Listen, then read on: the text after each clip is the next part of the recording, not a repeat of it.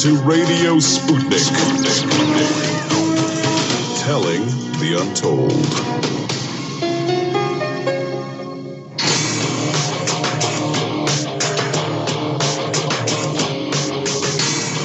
Fault lines. Live from across the divided states of America, it is time now for another edition of the most disruptive show covering news, events, politics, and more across our states as well as across the surface of our divided globe.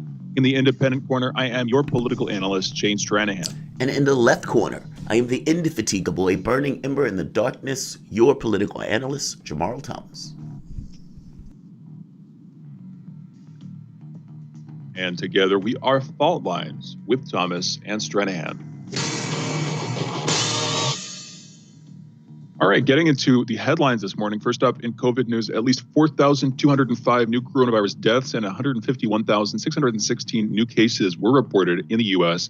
yesterday, January 26th. Over the past week, there's been an average of 167,651 new cases per day. That's a decrease of 33% from the average 2 weeks earlier.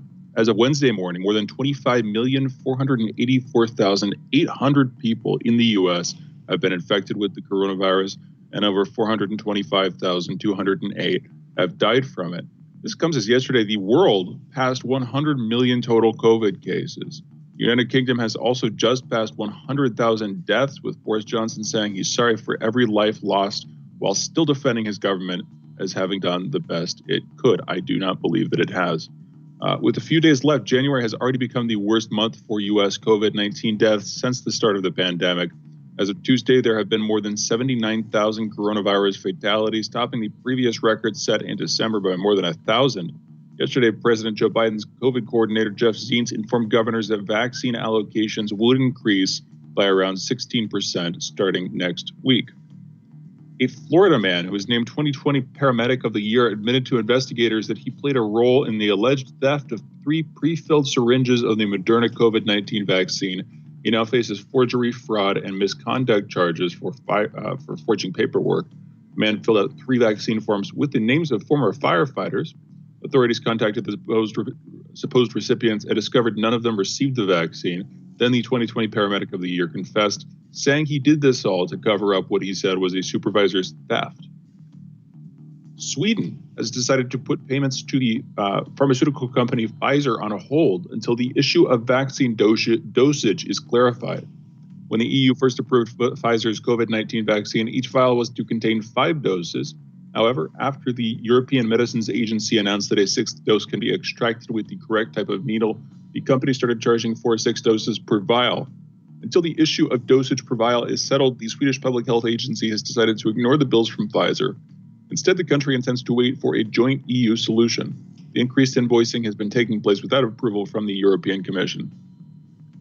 Angela Merkel has called on party colleagues to take stronger action against the coronavirus pandemic amid fears that new COVID-19 strains, including those discovered recently in the UK and South Africa, are increasing the incidence of the disease in Germany. The U.S. Small Business Administration has approved 400,000 more relief loans worth $35 billion, this in a move aimed at containing the fallout from COVID-19. The approval comes amid the SBA's efforts to resolve a spate of operational snags, quote unquote, mostly data mismatches and eligibility concerns, end quote, related to its Paycheck Protection Program and mentioned by lenders. In national political news, President Joe Biden fulfilled a campaign promise when he issued an executive order Monday, reversing the Trump administration's transgender military ban and allowing transgender people to serve openly again. He also has new executive orders out on racial justice. We can come back to that later. Google says its Political Action Committee, NetPAC, won't be giving any money in the 2022 midterm elections to any member of Congress who voted earlier this month to overturn the Electoral College results, showing Joe Biden had won the presidential election. Jamarl, I'm going to pause there and turn to you for a second. For a long time, there's been a conversation about reforming the Electoral College. It would seem after this election, that we would be having that one again. Granted, Biden won, and so you're slightly loath to complain about a system that managed to elect you, even though it's fraught. It has its problems. Do you see that happening anytime soon? I'll put it in that way. Do you see us reforming that older system anytime soon, Jamarl? The electoral system? No. Because the problem becomes, it's the same thing with The electoral college specifically. Or electoral college, right? No. It's the same problem with either capitalism or politics or anything else. It's the moment that you have a system in place, you have some people who have advantages within the system. And the last thing they want to do is overhaul it in a way that's going to adversely affect them. So if George Bush was able to get in office, if Donald Trump was able to get in office, both of those were aided by the electoral system, by the electoral college. Why would they change that?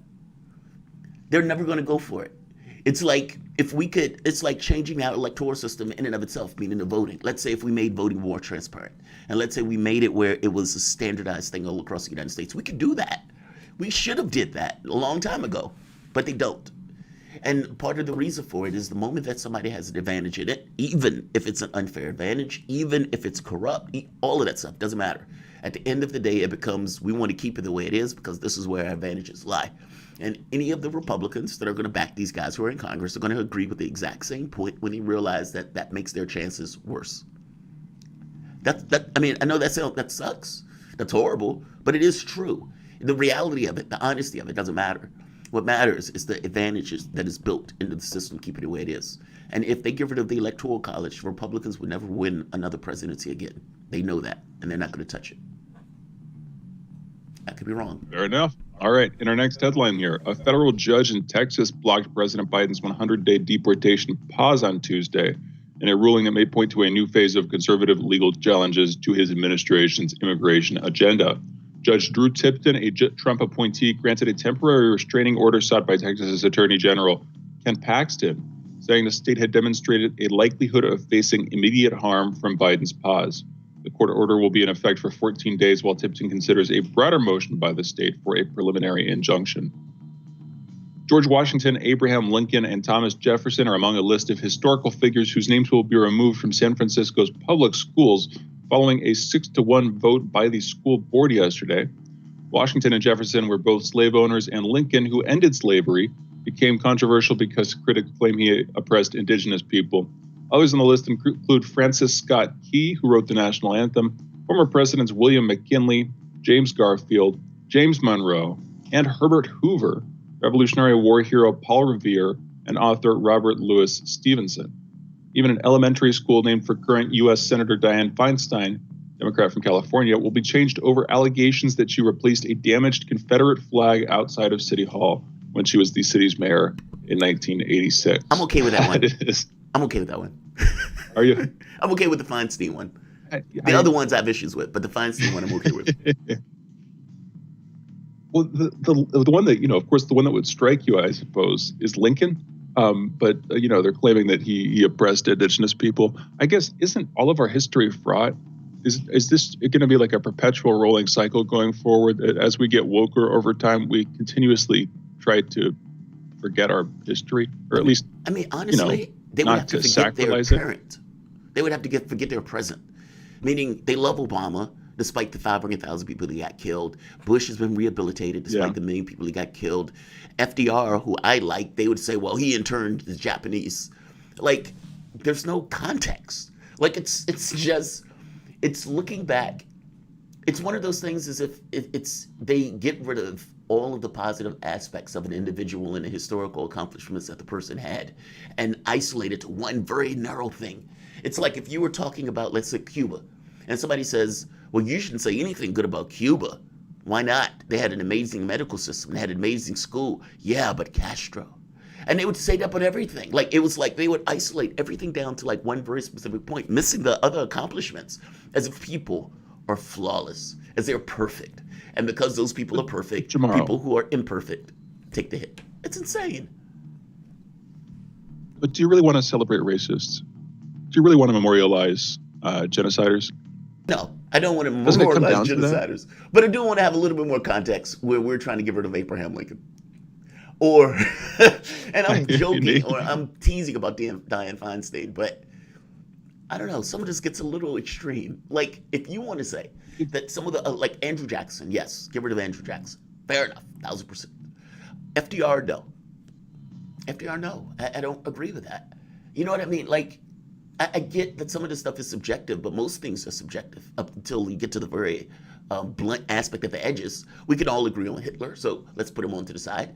I'm talking about the gray areas. Those are the ones that get more interesting. And for whatever particular reason, people don't understand that a gray area is a gray area. They think of a gray area as an absolute to them. It is not. And I think this is the whole wokeness in and of itself and the problem with it. So, but that's my point of view. What do you think about it? Do you think they should get rid of Washington?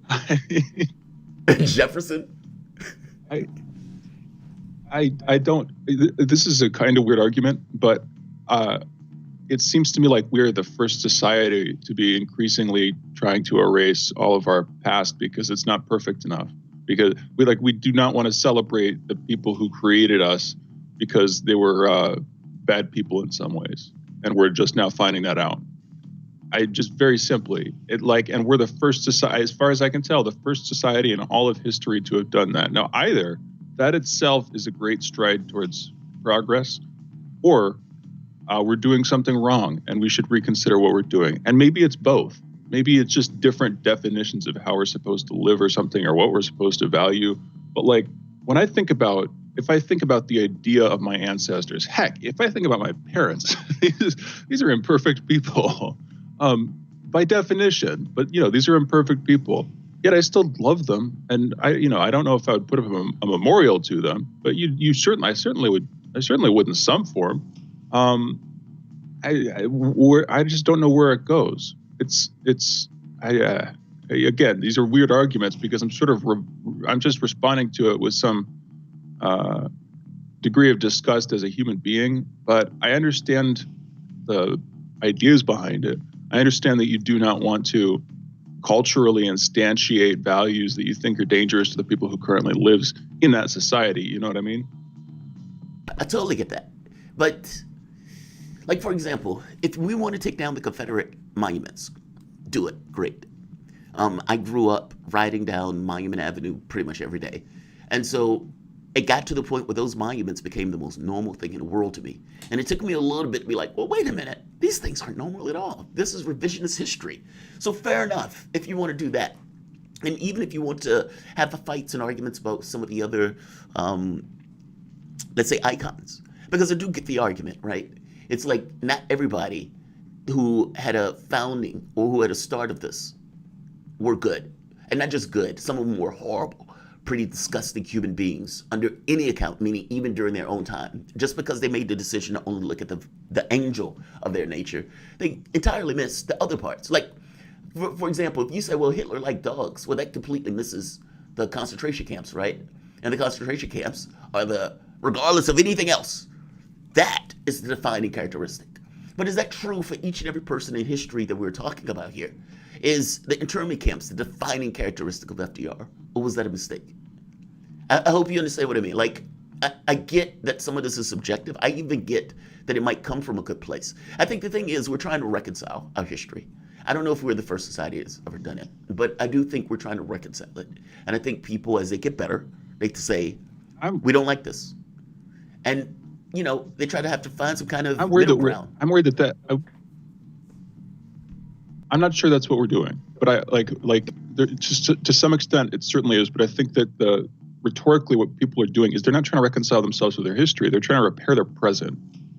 And while that can be a very noble thing to do, if you try to do that in a way that's not going to lead to good consequences, then it's a little bit perverse in its own way.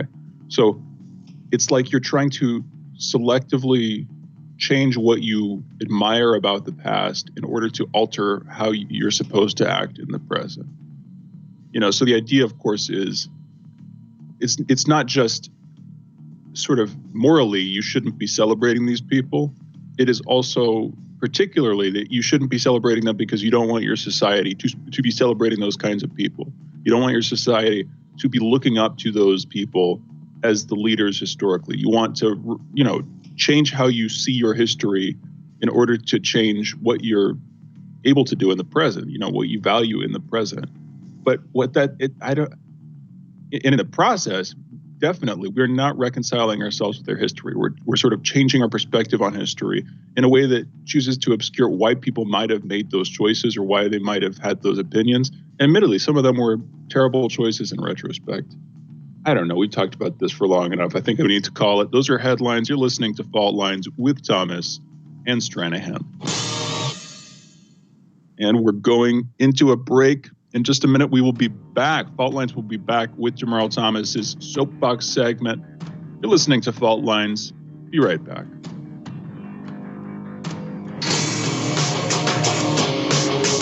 Fault lines. Want to know how international issues fit into local ones and how local issues fit into international ones with the historical context to tie them together? We're bringing it to you all by any means necessary. Tune in weekdays from 2 to 4 p.m. Eastern Standard Time to hear me, Jackie Lukman, alongside my co-host Sean Blackman. By any means necessary, your guide to connecting the social, political, and economic movements shaping the world around us.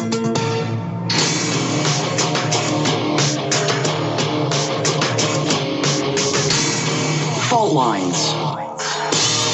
Welcome back to Fault Lines on Radio Sputnik. My name is Jamarl Thomas. I'm joined by my co-host Shane Stranahan, coming to you live out of our station in Washington, D.C. If you guys live in the area, you can catch us on radio at 105.5 FM and 1390 AM. We're also in Kansas City at 102.9 FM and 104.7 FM. If you're digging what Shane and I are putting down, whatever platform you're consuming this content on, give us a like and share that audio or video. If you want to join in on the conversation, you can send us a chat, a tweet, and of course, you can reach us by phone at 202-521-1320. That is 202-521-1320. Your support and engagement makes the show, or at the very least helps it to be what it is, so don't be shy. There are two other headlines that I want to get to and I want to discuss. And Shane, we could bring this in early to have a back and forth about it, because I actually enjoyed the conversation about the statues, and if I'm being honest, that could have been a conversation in and of itself for the standpoint of this segment. But these two are fascinating to me. International. In a virtual speech to the UN Security Council on Tuesday, acting U.S. Ambassador to the United Nations, Richard Mills, has said that President Joe Biden's administration will back a two-state solution between Israel and Palestinian Authority, but will maintain its steadfast support for the Jewish state.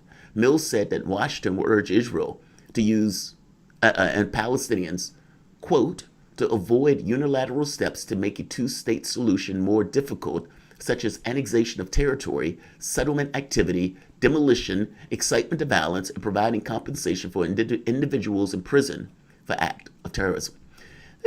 Think about this for a moment. Listen to this. I love this part, because for the longest time, how is this policy different than the other presidents? Now, you can make a case that says Donald Trump leaned more on the side of Israel for this. But did any of the other presidents lean on the side of Palestine or the Palestinians? No, they have not. And the two-state solution, oftentimes, this idea that we're having these debates and we're having these conversations and we're trying to work through a solution, oftentimes it wasn't that at all. It was basically a dog and pony show to pretend as if some negotiation was taking place while Israel continued to steal and expropriate more territory. That's the reality of it. This idea that there was a negotiation, that the United States was helping this negotiation, and there were two equal nonsense. It was very clear on the side that the U.S. was on, the amount of money that they gave, the weapons that they gave. I remember when Israel had killed, I think it was like over 2,000 people, 80% of which were civilians, and the U.S. was still sending them weapons as they were going through killing those people. So yeah, Obama at the very end, in a gimme, a throwaway, basically condemned or allow a vote to go past to condemn Israel for its behavior. But nothing during his administration. That's called the politics of wanting to be able to look back later and say, hey, there's this one item that Obama did that gave some dodge against Israel's behavior. There was not. He continued to give them money. He continued to give them weapons. This was no different than the other presidents. I'm trying to make the point that the idea that these guys are pushing for a two-state solution, I don't know if you've seen the landmass of Israel and Palestine at this point. Palestine is basically dwindled. Most of the water, I think it was like over like 80 to 90%, is unusable. The businesses, the stores, all of those things are in disrepute. The ability to get resources, all of those things are being held where they don't have control or power over any of that stuff. It is an open air ghetto that we basically help maintain.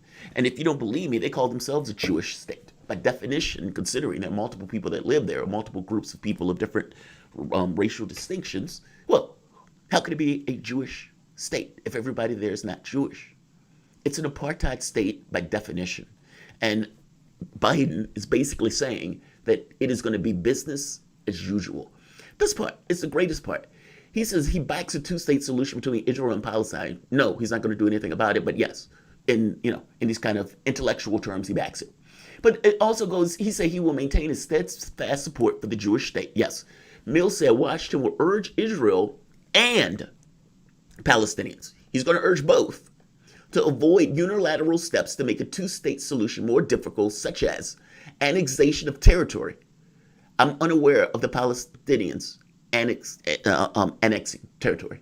Entirely unaware of that. Maybe that happened and nobody else was just given a heads up on that. I am aware of Palestinians being shot. I am aware of Israel military shooting them in the knees, in the, the maim effect. The knees, I believe it was the groin, and in some cases kill shots. I mean, this stuff is horrendous. Why are you talking to both if it's only one that has the capacity, nuclear weapons included, to annex territory? Settlement activity, again, that is not both. That is one. You've invoked two people, two groups, Palestinians and Israel. But at this point, the only people that you're talking about are things pertinent to Israel. I suspect Palestinians were added in that for the exact same reason, again, of not being honest.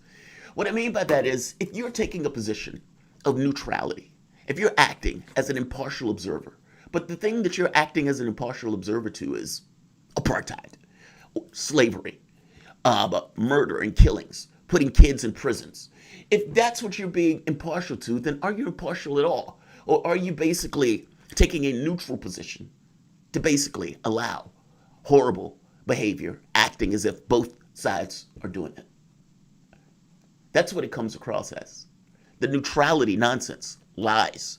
If you are going to pretend as if both sides are equal, or if you're going to take a particular position that excuses, that ignores something that is taking place that is wrong, as in this case, and you're going to take this tact of neutrality. Media does this all the time. Oh, I don't want to get into a fight. I don't want to get into a conversation. I'm just going to let these two people fight it out, and whatever happens, happens. I may even lean on the side of balancing it out to make it look as both of these things are somehow equal. You're being dishonest. You're being disingenuous on its face. The point I'm trying to make here is U.S. policy has always been disingenuous on this front. This accolades to a two-state solution, the accolades to we're working on both sides. How could there be a two-state solution if one side continues to expropriate more and more land? How? I don't understand how that works. The reason they don't want a one-state solution where everybody can basically vote, one man, one vote, is because their argument is that is no longer a Jewish state. That if you have that, that is no longer Israel. That is something else. And by definition, you're trying to destroy Israel. This is the nonsense. Missing the point that for the entire time, they've been destroying Palestine. Let's go to the other story real quick also.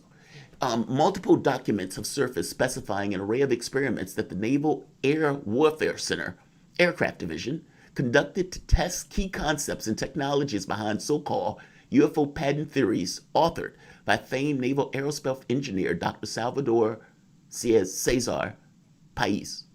Several unusual patents assigned to the U.S. Navy were published last year, raising eyebrows over seemingly unconventional claims found within them. These patents include puzzling technologies such as high-temperature superconductor, high-frequency gravitational wave detector, a generator, force field-like electromagnetic field generator, and a plasma compression fusion device. This is awesome. Now, whether these devices work or not is irrelevant. Why do I say that? If you remember my argument that I made before, that one of the most fascinating and one of the most awe-inspiring things that we as a civilization, are trying to reconcile with this idea that we may not be alone.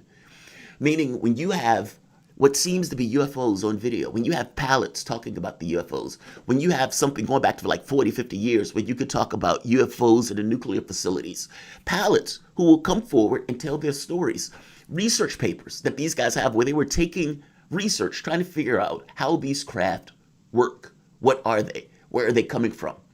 It's one of the things that Luis Elizondo said is that he didn't want to deal with the idea of who's in the craft.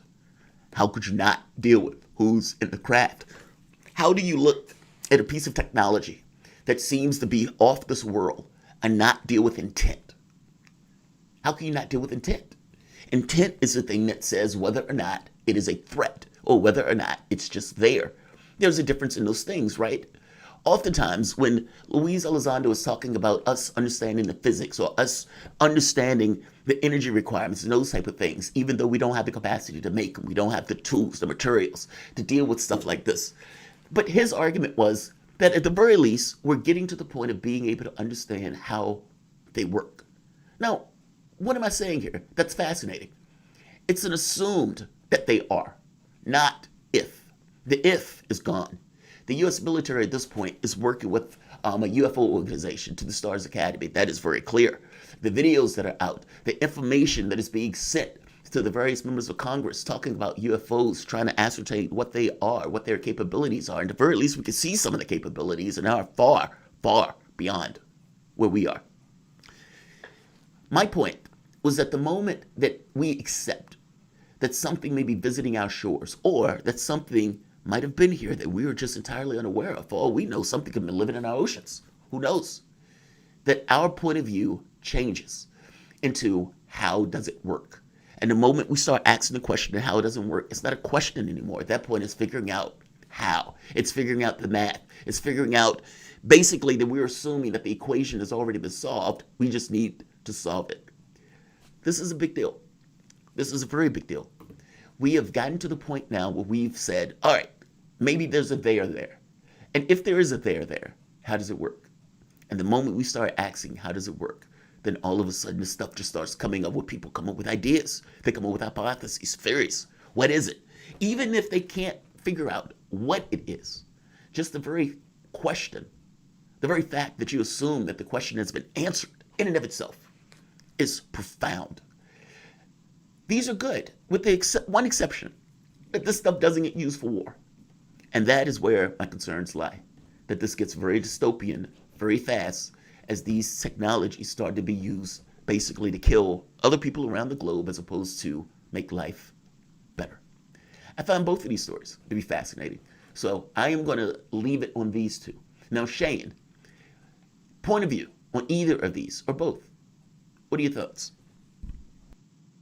Well, so let's start with the second one. They would be used for war, and I'm not sure if that makes it a dystopian outcome fully, but it's just a flat fact that unless there was some international convention upon the discovery of radically new and more powerful technologies like these, you can bet both your bottom dollars that they would be used for war as quickly as they could be, assuming they aren't being used already. You know, assuming that these aren't actually covert programs that are sort of being covered in an op as if they were merely aliens, to put it simply. But yeah, no. So if these are genuinely new technologies, then they will be used for war. And of course, that's not the most interesting question, which is who the hell is actually visiting us? But we can cross that bridge if we get there. I just don't know what the heck is going on with that. But it's interesting stuff to watch. With the first one, it seems to me that Biden is effectively trying to cover his butt. He is, on the one hand, trying to, he might have some personal reservations about what Israel does. He's probably just trying to appeal to a large part of the electorate that's concerned about what Israel's done. But if he turns on them, if he doesn't just occasionally condemn them for new annexations or for new crimes, and occasionally in whispered condemnations, if he does more than that and tries to act against them, a massive part of his own establishment will turn against him, and he will receive a good deal of pressure. Again, not just from his own establishment, but very importantly from members of his own establishment who are relying on Israel as a geopolitical column to stand on in the region and as its own sort of developing power. But he's saying words to try to appeal to both sides of that. But in the process, it's not like there's going to be any change. In the process, he's supporting the status quo of things as they are, which is not a good one, in my opinion. But we need to go into a break. You guys are listening to Fault Lines with Thomas and Stranahan. We'll be back in just a moment.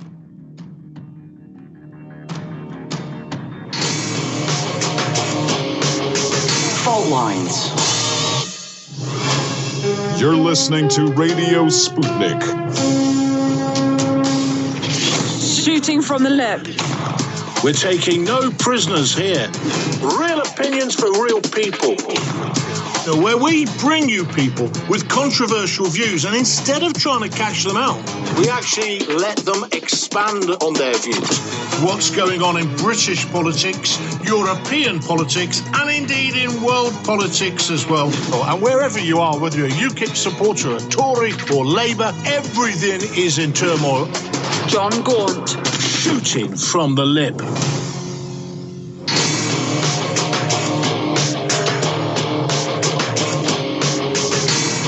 Fault Lines. And we are back. You're listening to Fault Lines with Thomas and Stranahan, and we are now joined by a new guest, Peter Oliver. He is the EU correspondent for RT International, providing daily coverage of political, diplomatic, and economic news from across the European Union. Peter, thank you for joining us. How are you doing this morning? I'm very well. Thank you very much for having me. Nice to be here.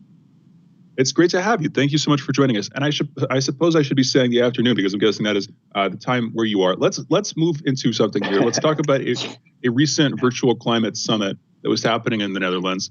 This is notable for a couple of reasons. I'll just pinpoint this one, though. This is under a Biden administration. John Kerry, climate envoy for Biden, made an appearance and appears to be trying to make some inroads after years of tattered diplomatic relations between, of course, the European Union and the United States. Was he successful? Peter, what was his role here? What actually happened at the summit more generally?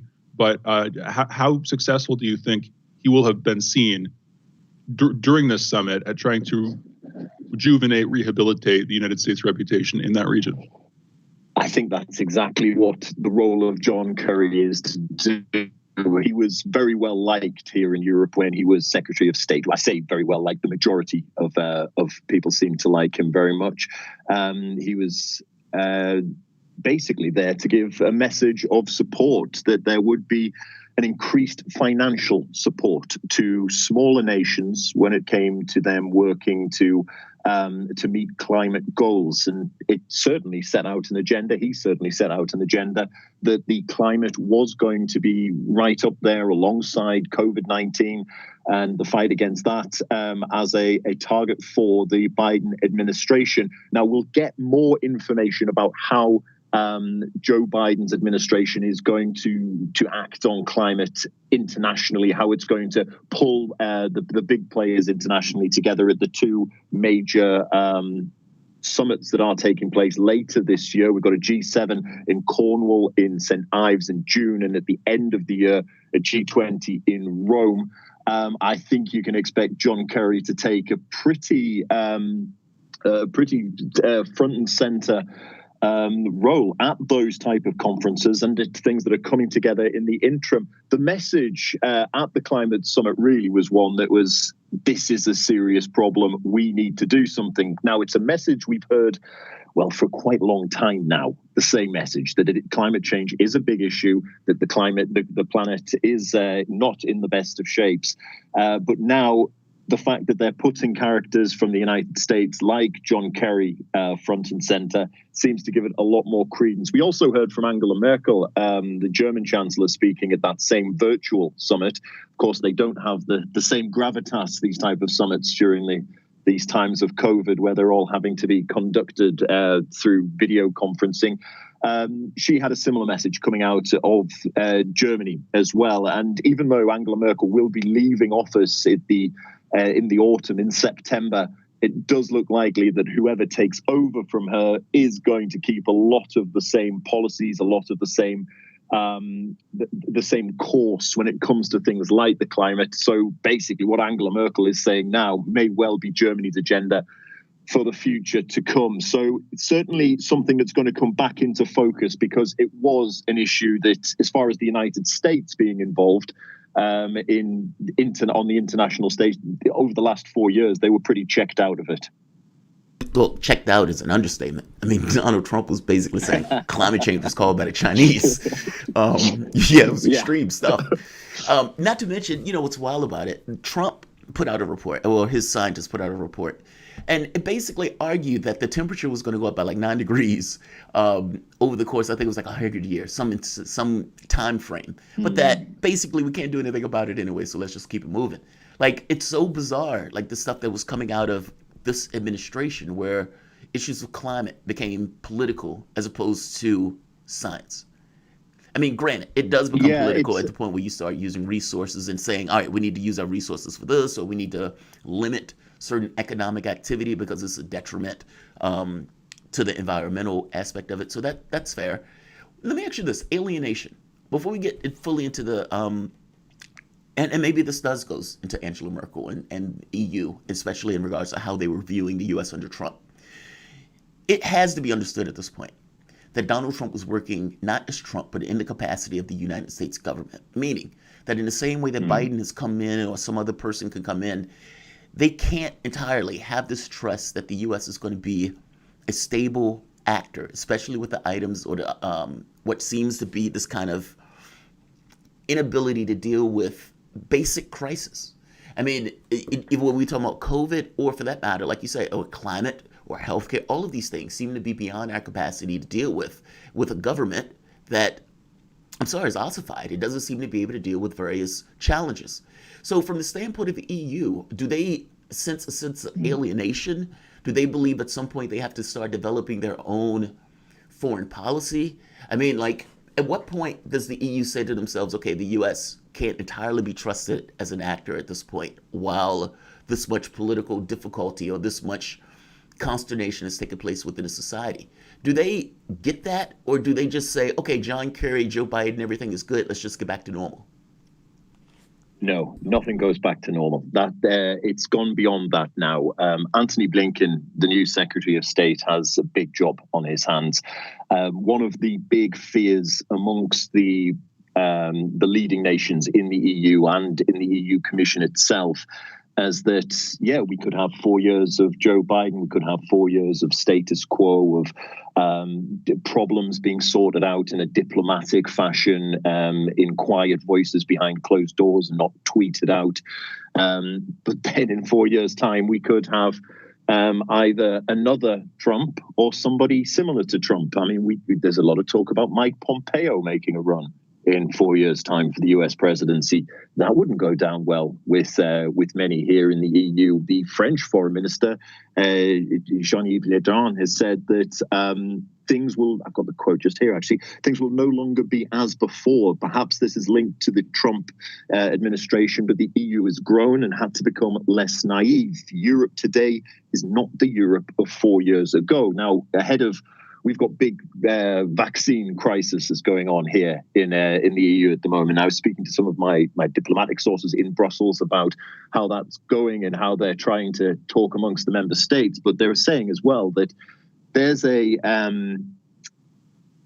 big discussion going on of how to position the EU against the US now, because what's happened with Donald Trump and the last 4 years of the administration has shown that the US isn't that, I don't want to say reliable partner, but it isn't always going to be the reliable partner that it had been.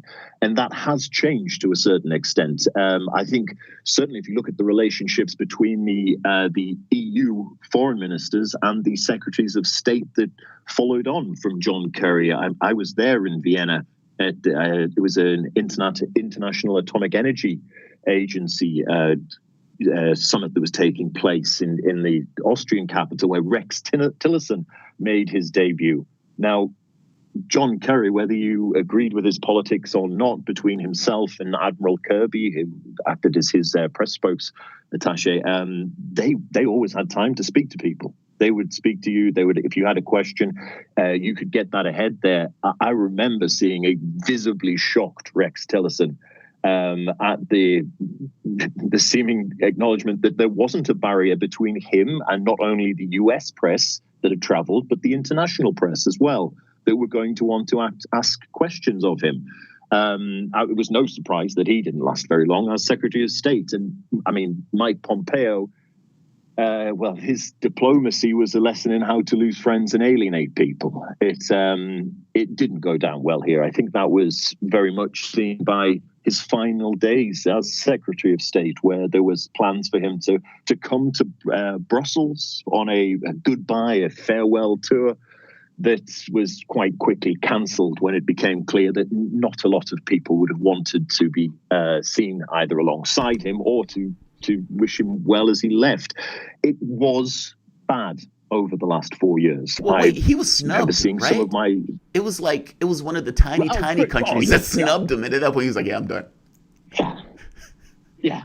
I mean, it was if he turned up, there would have been something, but it would have been so very forced. It was. There was a lot of people going like, Mike, you know, I'm a wee bit busy that day. Can you not maybe? Yesterday would have been so much better. You're never going to guess what. I've only double booked, but yeah. So he had to. He pulled out of that one, but which was probably for the best. Can we actually let's go into that for a second? What is just to be specific? What is Pompeo's reputation around the bloc? What around the EU? Why the derision? I mean, I've heard Pound Shop Tony Soprano mentioned a few times, but the a bully is certainly another phrase that has come to mind. And not particularly viewed as reliable due to the fact that he was so tightly aligned to President Trump, and that administration was so very keen to, change its mind, to act impulsively, and that these type of things don't make for good diplomacy. It's worth noting that a lot of the issues that were raised in foreign policy by the Trump administration, by Mike Pompeo, those problems haven't gone away, and they've been problems for a long time. As far as the US is concerned, I'm thinking primarily about NATO funding, but the way in which it was handled, the way in which the whole of the State Department was handled. Rick Grenell being the ambassador here to Germany, who, well, I mean, look, he provided plenty of stories, openly criticizing the country you're in as you arrive isn't usually the way that an ambassador arrives in a country. So there was a lot of issues about more presentation than substance.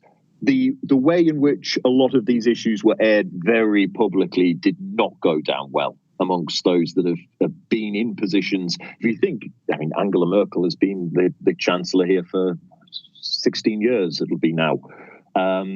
They've been doing this for a while, and I don't think a lot of those close to the chancellor, close to senior positions around Europe, that they really appreciated the style of Mike Pompeo as Secretary of State. And I think, and it's as I mentioned earlier, it's not something that's going to be easy. It's not going to be something that is able to be reset. It's going to leave a scar, and it's going to leave a scar on how the US is viewed in Europe. It may well go brilliantly for the next 4 years, but I think 2.5 years into it, people will start looking at, okay, well, who could be coming next?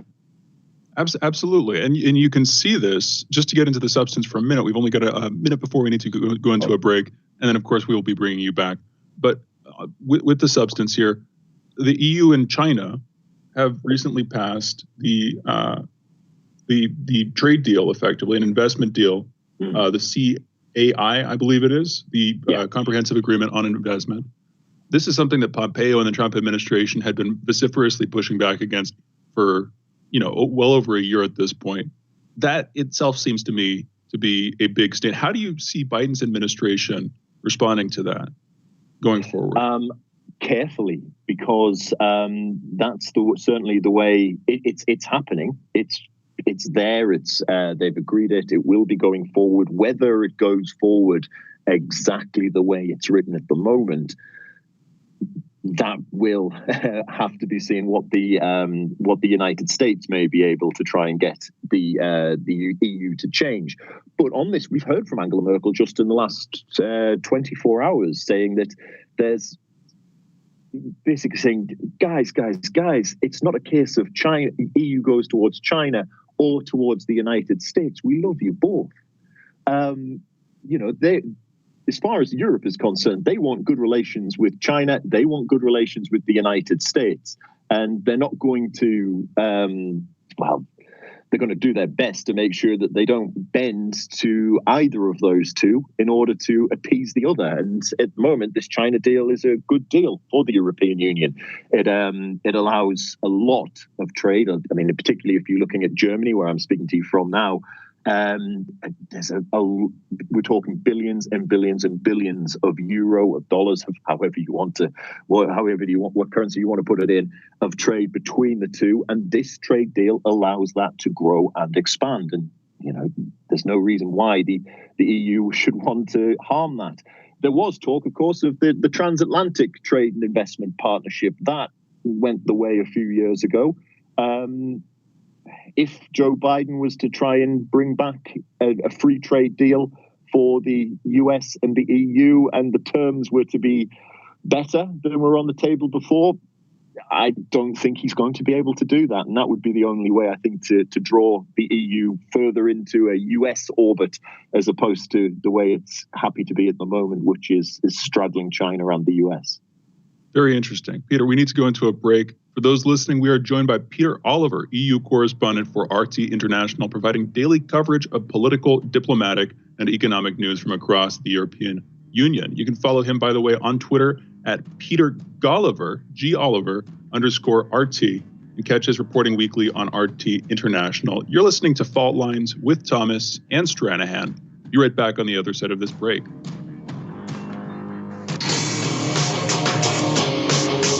Fault Lines. Feeling kind of blue, but maybe also kind of red, and kind of purple, and kind of alone? You've got a friend on Radio Sputnik. Tune into Political Misfits from 12 to 2 Eastern Time, Monday through Friday, for news, politics, and culture without the two-party bias.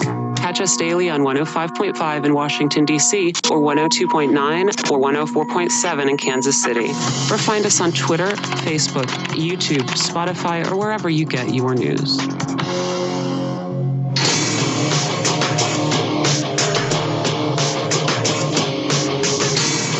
Fault Lines.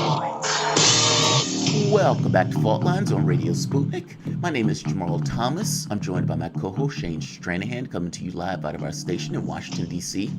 Joining us is Peter Oliver, EU correspondent for RT International, providing daily coverage for political, diplomatic, and economic news from across the European Union. And again, Peter, welcome to the show, man. Thank you for joining us. There are two topics. How's it going? Oh, thanks for having me. Great. Oh, absolutely, man. There are two topics I want to get to, if we have time. Brexit and the JCPOA. So let's start with Brexit first. Brexit, Brexit took the careers, and maybe careers too strong, but collapsed the government like twice, 2 or 3 times in the UK. Multiple prime ministers, basically, be it Cameron or be it Theresa May, basically had to flame out. Boris Johnson finally gets through by basically telling people, we're going to get Brexit done. I'm going to be dead in a ditch if we don't get it done. Of course, he wasn't dead in a ditch. He didn't get it done that month, like he said. But Bojo, more than anybody else, was pushing for this idea, hell or high water Brexit. And, behind the scenes, he was being honest when he was talking to the people who were in the room, basically saying, yeah, it's going to hurt initially. But for the most part, he kept this optimistic message that it's not going to be a big deal. We're going to be able to get it done, et cetera, et cetera. They got Brexit done.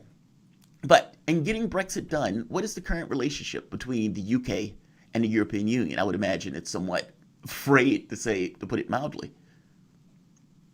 Strained, yeah. It's, if you've ever met a couple that have been through a divorce, even the most pleasant of divorces, I'm not sure that exists, but even the most amicable of divorces, there's going to be a bit of strain there in the relationship, and that's certainly the case in what we're seeing between the EU and the UK at the moment. The one just on last Friday, there was a case whereby the UK decided that EU senior diplomats would no longer be afforded the title of ambassador.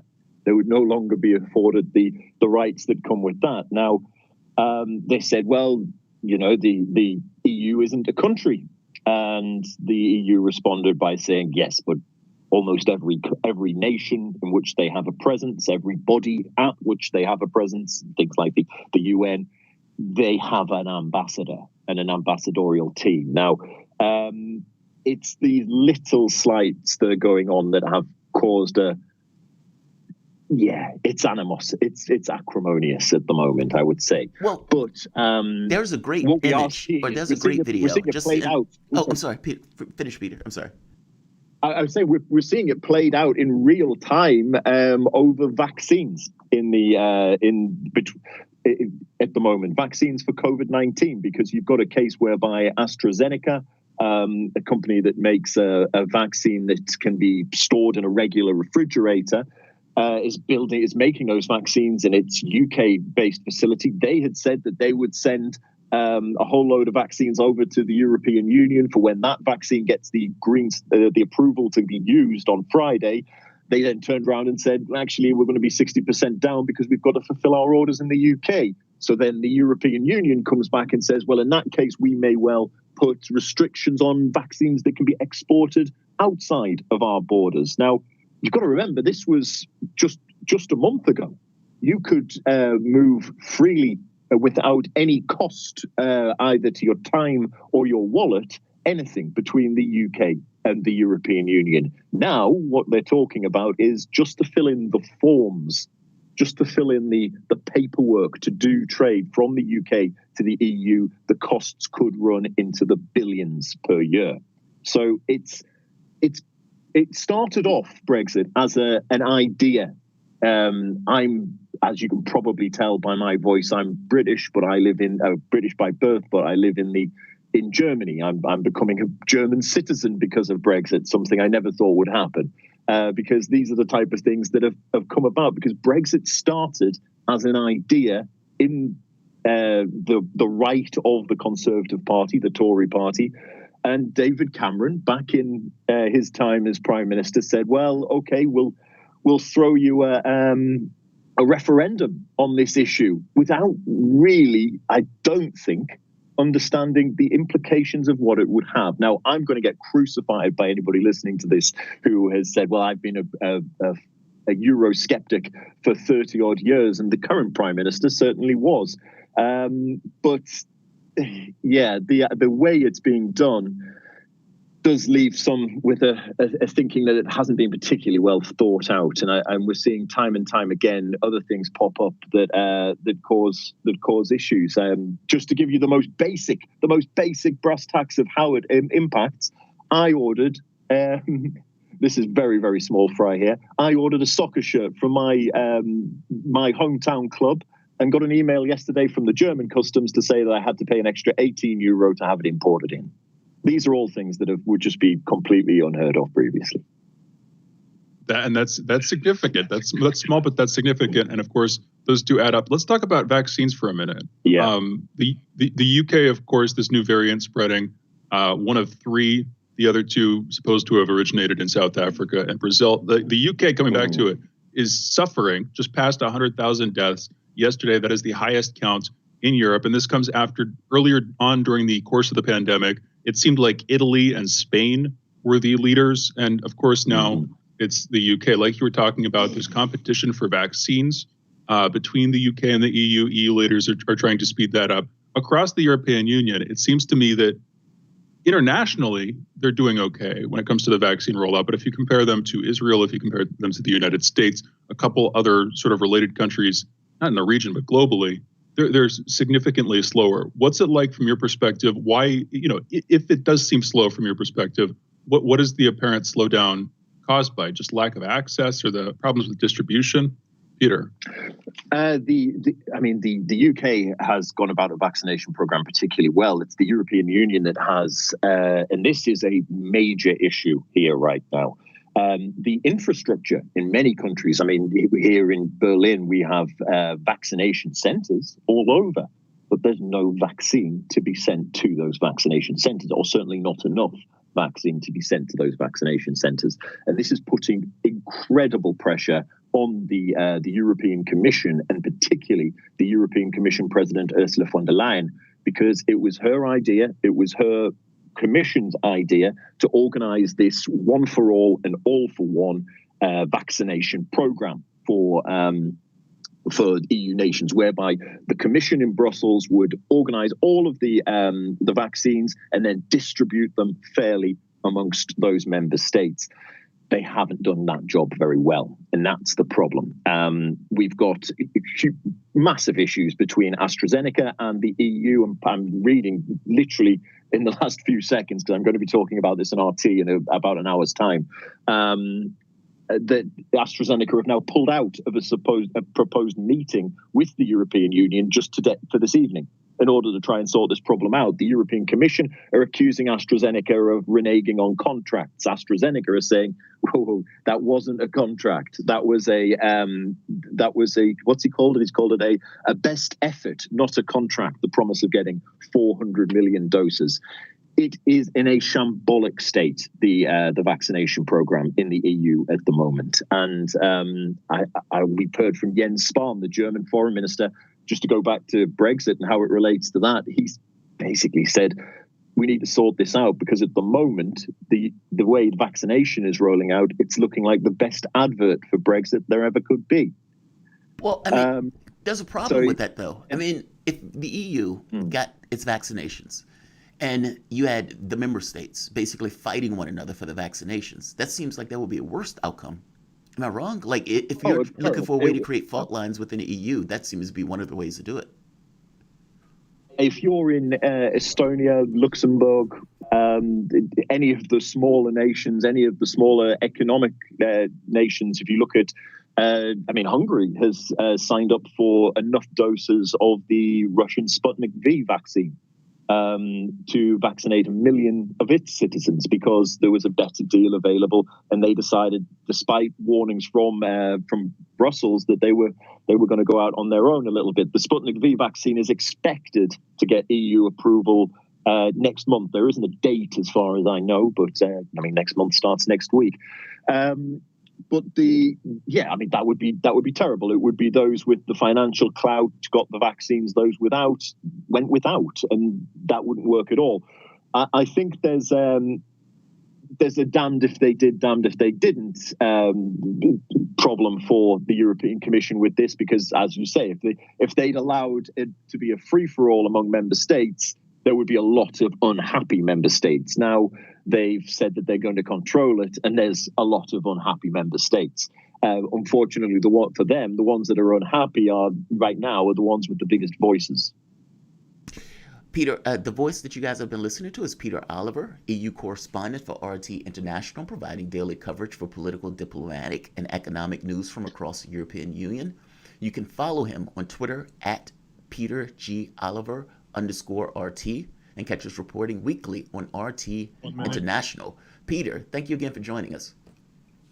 Oh, thanks very much for having me. Absolutely. Shane, we're going to have to get Peter back, because I have all sorts of questions on the JCPOA, the relationship between the EU and the United States from the standpoint of the EU being unable to protect Iran from basically the sanctions that the U.S. was passing. Oh, man, I have a litany of questions. So, no, this was a great interview. So I'm glad Peter was able to come on. So very, very cool. So let's do this. We have about a minute. And I can take us out a little bit early, because at this point, a minute is not necessarily a huge amount of time to do anything in. So you guys are listening to Fault Lines with Thomas and Stranahan. We'll be back in a moment with headlines.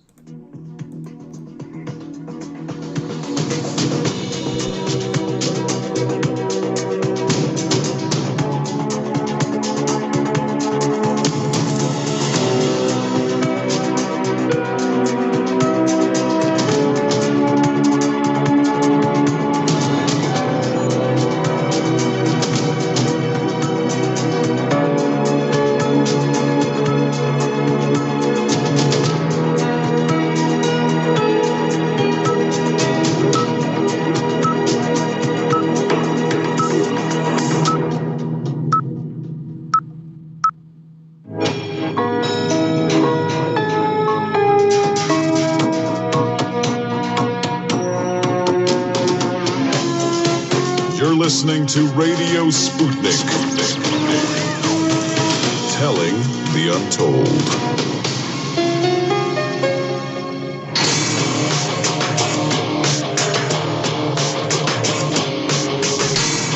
Fault lines. Live from the divided states of America, welcome to your daily inoculation for propaganda. In the left corner, I am the indefatigable, the ever-vigilant, the last antibody to a sick and seizing political system, your political analyst, Jamarl Thomas. And in the independent corner, I am your political analyst, Shane Stranahan. That would mean you are listening to Fault Lines with Thomas and Stranahan. All right, let's get to the headlines. In the news, at least 4,205 new coronavirus deaths and 151,616 new cases were reported in the United States on January 26. Over the past week, there's been an average of 167,651 cases per day, a decrease of 33% from the average 2 weeks earlier. As of Wednesday morning, more than 25,484,800 people in the United States have been infected with COVID-19 and over 425,208,000 have died from it.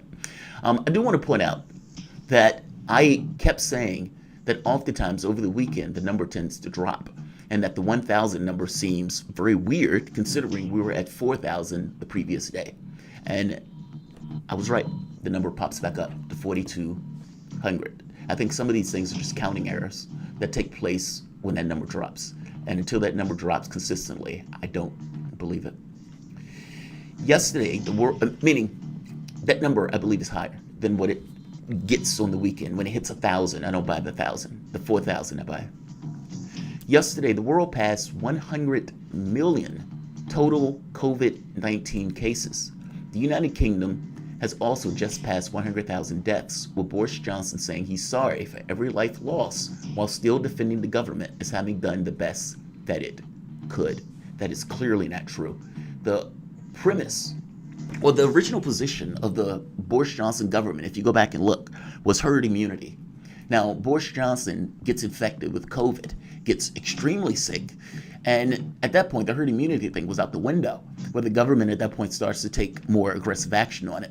But in the beginning, the original premise and the original thought was just like many of the other right-wing governments around the world, herd immunity. We don't want to do anything about it. Let the weak die off, basically. With a few days left, January has already become the worst month for U.S. COVID-19 deaths since the start of the pandemic. As of Tuesday, there have been more than 79,000 coronavirus fatalities, topping the previous record set in December by more than 1,000. Yesterday, President Joe Biden's COVID coordinator, Jeff Zients, informed governors that vaccine allocations would increase by around 16% starting next week.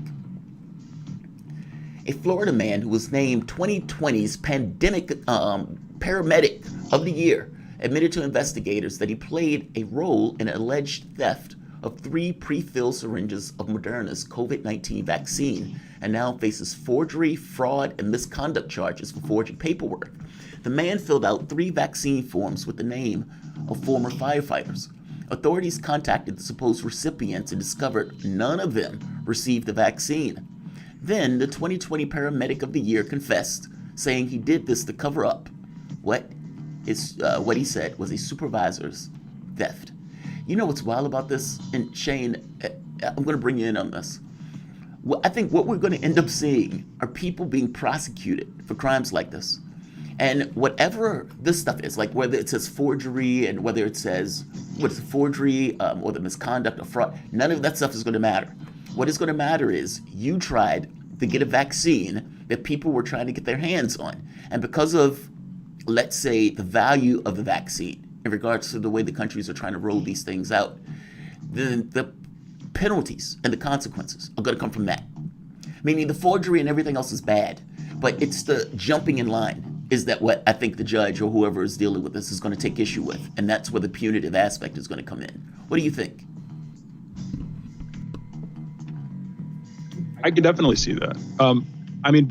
This is coming in obliquely here, throwing this in from the side, but wouldn't the vaccine rollout, like, I just take up the idea for a second. I'm not going to seriously consider it, of course, but that like the vaccines were microchipped. That was the argument, that this was part of a push to, like, you know, get people into this herd. I don't even know the specific arguments.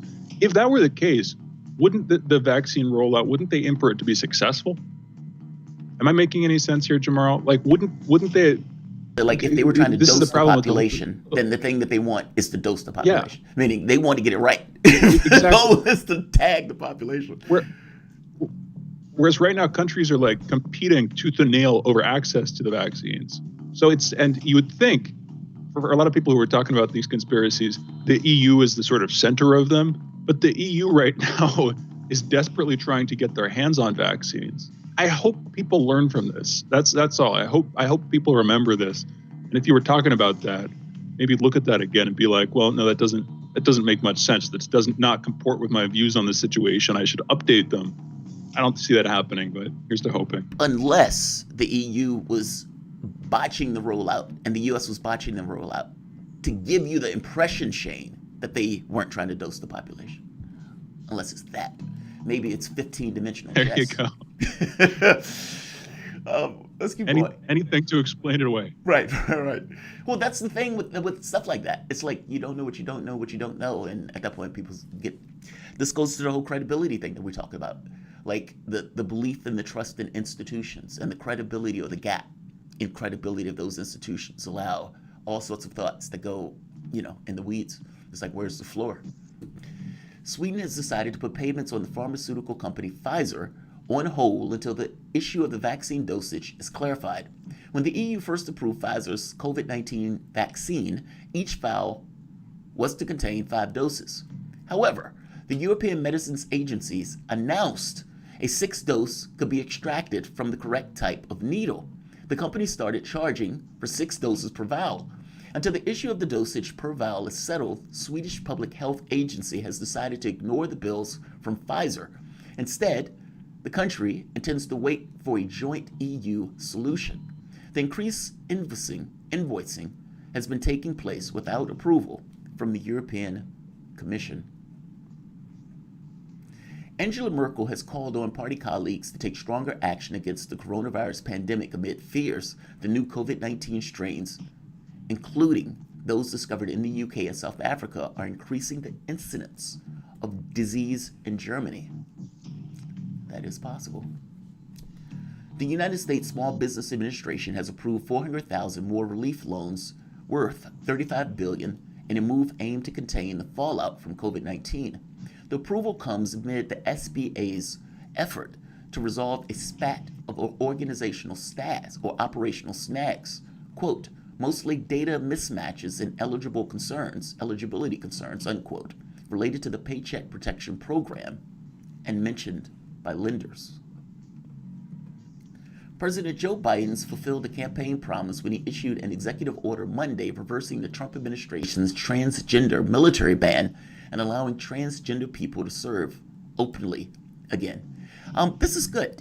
I don't have any issue with anybody that wants to put on the uniform to protect this country. They're all Americans. God bless them. They're all human beings, and as such, I have no issue with people wanting to put their lives on the line, or for that matter, kill. In regards to, I don't want to discriminate in that sense. I would say, though, that this, I don't know, it feels like saying you take care of your kids. It's like, am I really going to give you accolades for taking care of your kids?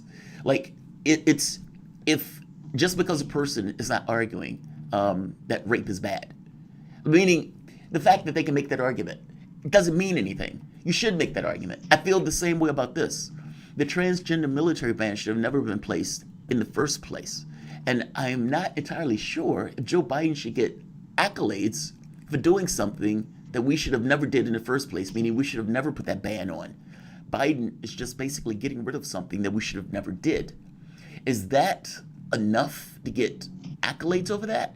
I mean, is that a campaign promise where it's like, wow, Joe Biden really nailed that one? Or is that just something that's somewhat insignificant? What do you think? Or am I looking at this in the wrong way? Maybe it's a big deal if you're transgender and you want to serve in the military. So fair enough. I guess my thinking is, it's almost like saying we should have never put that ban in the first place at all. And the only thing that Joe Biden did was basically remove something that was a travesty of policy that Donald Trump implemented. Or am I being too much of a hard butt here, Shane? What are your thoughts? I think you're showing your youth, Jamarl. I think. Well, I mean, too. I'm kind of kidding because, of course, I'm younger than you by a bit. But I think two different arguments here could be made. One is he's drawing up the contrast between him and Trump. That's obvious. Another slightly less obvious one is that maybe 20 years ago, 15 years ago, if that, this conversation, if it were to be happening, would not be happening in Congress. That it wouldn't be happening in an executive order. And so, for a lot of older folks, I think they're more aware that these kinds of changes have been made. And so in that sense, this is a stride. Having said that, I do agree with you. This is just the kind of thing you should let people do. I'm pretty sort of liberal in the classical sense when it comes to that stuff. Just let people do what they want to do for the most part, particularly when it comes to, this kind of thing. I mean, anyway. 1% of the country is in the military, 1 or 2%. And if somebody wants to put their life on the line, am I really going to say, well, you're transgender or you're gay, so I don't want you to do it? No, I'm not going to do that. And I feel you. You're right. If this was several years ago, this would be mind-blowing that the conversation was taking place. Like in Burlington, I think it was Burlington, Vermont, Sanders. Now, this was back in the 80s, I believe, in the 80s or 90s. Sanders basically made it a transgender safe zone. And many of the people who were living in that time remember Sanders doing that and realized the amount, the flack that he basically took for it, not to mention the risk that was involved in it and the people were concerned about it. So you're right. You're right. I mean, it's not that I think it's not good. I do think it's good. I think it's exceptional. I think it never should have taken place in the first place. Meaning, my thing is the ban should have never taken place. And if the ban should have never taken place, if Joe Biden is passing a $15 an hour minimum wage, great. If he's passing something to get rid of COVID-19 and the bills that people have to deal with, great. Those are things that seem to be contentious and fights. This is something that I think, on the whole, the country agrees with. And so it's like, yeah, you could trumpet it, but at the end of the day, you should have did it anyway. And it shouldn't have never happened in the first place. I guess that's the way I'm seeing. And maybe I'm being unfair and just kind of making a point of like, look, this ban should have never been there. Is this the thing that you're really going to trumpet? Or are you going to get to some of the heavier items that takes a little bit more than a lift as opposed to you just making an order? Maybe I'm being too unfair. Maybe I'm being unfair. I don't know. I do know that these guys tend to trumpet things that are just policy things that they can make where there's not a huge amount of flack in doing. But the things that are heavier lifts, those are the things that they tend to push off. That's all. I'm jaded. Google says its political action committee, NetPAC, won't be giving any money in the 2022 midterm elections to any member of Congress who voted earlier this month to overturn the Electoral College results, showing Joe Biden had won the presidential election. A federal judge in Texas blocked President Biden's 100-day deportation pause on Tuesday in a ruling that may point to a new phase of conservative legal challenges to his administration's immigration agenda. Judge Drew Tipton, a Trump appointee, granted a temporary restraining order sought by Texas Attorney General Ken Paxton, saying the state had demonstrated a likelihood of facing immediate harm for Biden's pause. The state order will be in effect for 14 days while Tipton considers a broader motion by the state for preliminary injunction.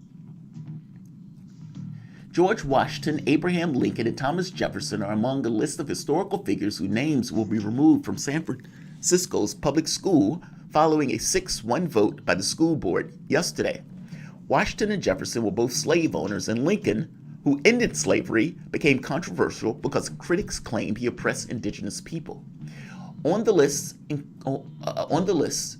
include Francis Scott Key, who wrote the national anthem, former presidents William McKinley, James Garfield, James Monroe, and Herbert Hoover, Revolutionary War hero Paul Revere, and author Robert Louis Stevenson.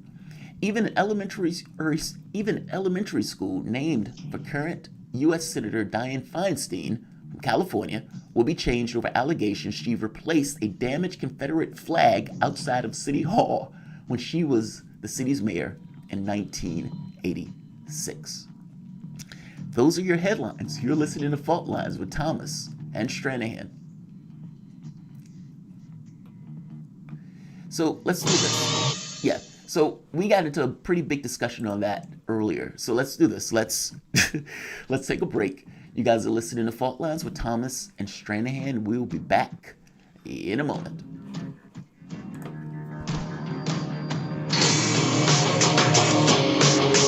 Fault Lines.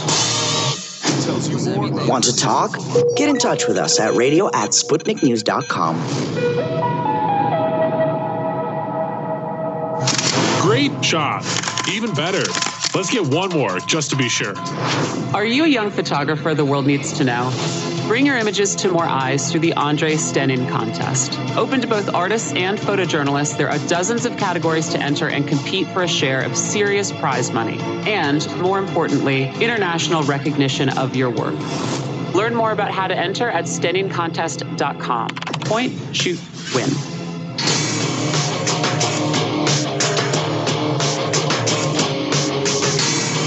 Fault Lines. And we're back. And again, you're listening to Fault Lines with Thomas and Stranahan. And this is an open segment. We're taking your calls. The number is 202-521-1320. Again, that's 202-521-1320. By the way, you can catch us on the radio. We're on in Washington, D.C. and Kansas City. In Washington, D.C., you can hear us at 105.5 FM and 1390 AM. We are also on, again, in Kansas City. On there, we're 102.9 FM and 104.7 FM. By the way, if you like what we're putting down, if you like what you're hearing from us, please do give up a like, share this video, share this audio if that's how you're consuming this this content. And if you want to join in the conversation, again, we're in an open call segment right now, 202-521-1320. And by the way, we've got pretty much every day a series of half-hour interviews, sometimes a bit shorter and occasionally a bit longer, where we'll extend, particularly in our last hour, I guess, to a full 45 minutes there. During the ends of pretty much any of those segments, if you want to call in with a topic or a question that's relevant to the conversations that we're having, please do. Again, the number is 202-521-1320. We have Malik calling in from D.C. Malik, you're on the line. What's going on, man?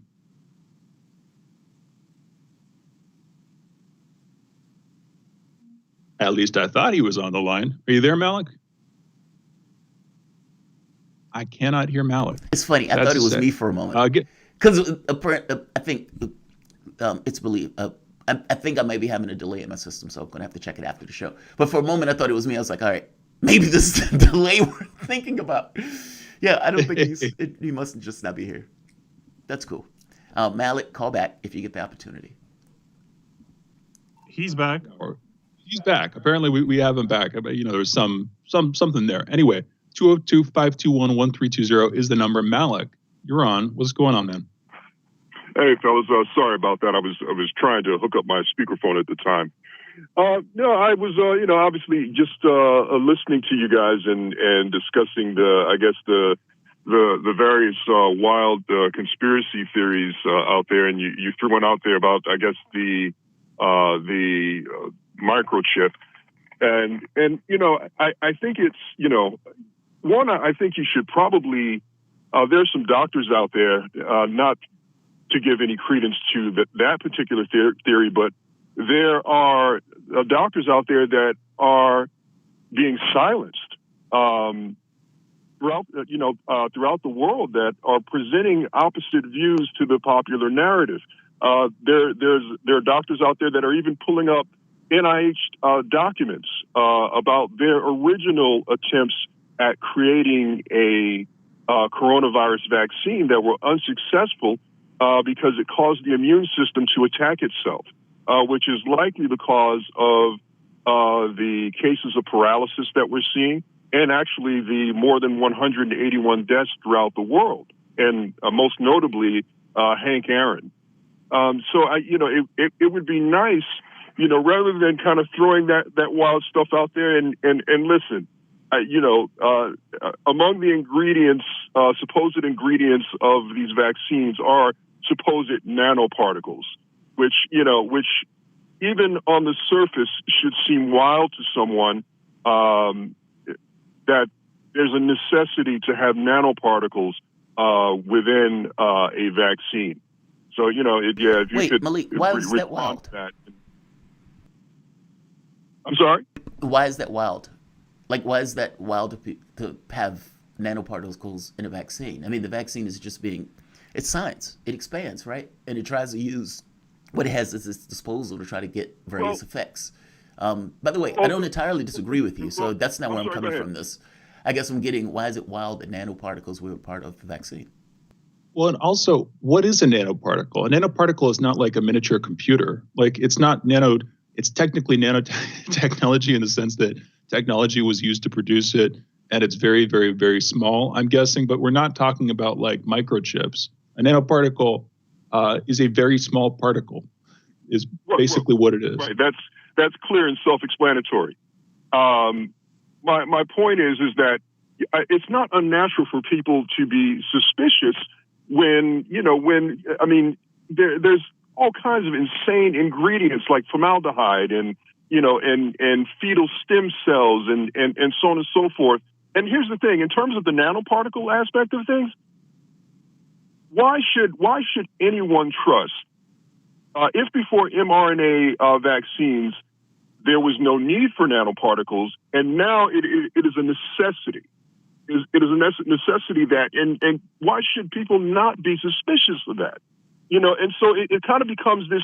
It's kind of becoming this thing of where if anyone is not conforming and has any questions, it becomes this peanut gallery of making fun of people who are not conforming and who have questions. And that's you guys need to understand, that's a very, very dangerous thing. Malik, here's the thing. Are we doing that? You called in on the show and you asked, why would it have nanoparticles? And I made the point to you that science advances and they're doing the vaccine in a different way. And because they're doing it a different way, they may need a different method to do it. Shane asks, what are nanoparticles? And I guess the point that we're trying to get at is science expands. And you said yourself that, the tagging thing might be kind of out there. And you said yourself, you weren't calling there to back that up. So even you accept on some level that some of this stuff is kind of out there and some of this stuff is kind of wild. From the standpoint of why they're nanoparticles or why the vaccine has been, it's a different way of doing a vaccine. It's just, they modify RNA to send a message to a particular cell to make something. And in doing so, they try to create this kind of, meaning they can get this done far faster. It's an expansion of science where these guys are trying to be able to make this process faster. I don't have a problem with this. I agree with you, though, that the body is massively, extremely complex. And I agree with you that even if I was doing software and I needed to make a change into a program, I could screw that up because I may miss something or something may go wrong that I'm just completely unaware of in the working of the system. The body is much more complex, so fair enough. But I guess the point we're trying to make is some of these things are so out there, and I don't entirely get this point. Like, if it's something that we're saying that is, let's say, closer to the realm of subjectivity, fair enough. But the joke that Shane made was on this notion of tagging cells using mRNA thing, and he used it somewhat as a joke. I don't necessarily see anything wrong with that joke because I think that's somewhat out there. You disagree with that, though? No, well, listen. I think none of us, not any one of us, are immunologists or biologists. But what we do have the ability to do is clearly observe things. And what I'm observing is deaths that are happening around the world. And I'm also watching the cases of not only Bell's palsy, but full paralysis. And I don't think you don't have to dig that deeply to find the evidence online. And so I think there should be a stage for that. For a contrary view of what's taking place, because it's too large for all of the masses to agree on this. This is too important for us all But to be in I don't full expect them agreement. to. Yeah, Malik, I do not expect the masses of the population to agree on literally anything at all. And I think we've actually done much better than the mainstream media or the establishment media, whatever you want to call it, the MSNBCs, the CNNs, the BBCs even. We're talking about hydroxychloroquine, talking about ivermectin. You can disagree with them. You can disagree selectively, but I think that in terms of our callers and the conversations we've had with our guests, we actually have been willing to talk about alternative treatments and what's really going on here. And additionally, I'm not, if somebody's like, I'm suspicious, I've said this publicly, I think Jamarl even, you were saying, you want to wait and see how people start to respond to the vaccine before you go in for it. And you might not go in for it. I don't want to misquote you. And I'm like, I get that. If this is a sort of new experimental technology that we're working on, I'm planning on getting it when I have access to it because I'm worried about my health if I contract COVID, but I'm not going to begrudge somebody if they want to wait and see. But I will push back when it makes sense to. And I don't see how that it's not pushing back generally, it's pushing back selectively on specific things that people are saying. I have not heard a good argument on the microchip thing. I haven't heard somebody make a compelling argument on that. I have heard people make, in my opinion, compelling arguments for the use of some of these quote unquote alternative treatments, like in some cases, hydroxychloroquine and more recently, ivermectin. This is stuff we've been talking about for a long time. But it seems like you are responding to us as if we are uniformly pushing back on any dissenting views, and we are definitely not. You still there, Malik? No, absolutely. And listen, I would hope that there's not the case. And what I would say for anyone who is in support of this huge rollout, that the proof is in the pudding that anyone who is in support of it should be willing to step up and take the jab, as they say. If I had access to it, I would right now. As a vote of confidence. 100%. Everyone that is in support of it should step up and take it. I'm pretty sure that most are willing to. That's the thing. I mean, if you look internationally, like we were talking earlier in the show about how the European Union is desperately struggling to get vaccines. And I'm not saying literally every resident of the member states of the European Union wants to get a vaccine. I'm saying that the bloc as a whole needs them and is trying to get them and can't get them because of supply shortages and a competition with the UK and AstraZeneca, apparently. Don't want to misstate things, but that seems to be the case. But yeah, 100%. If I had a vaccine, if I had access to a vaccine, I would try to get that administered ASAP. But there's a slower rollout in the US and just in general in most countries internationally.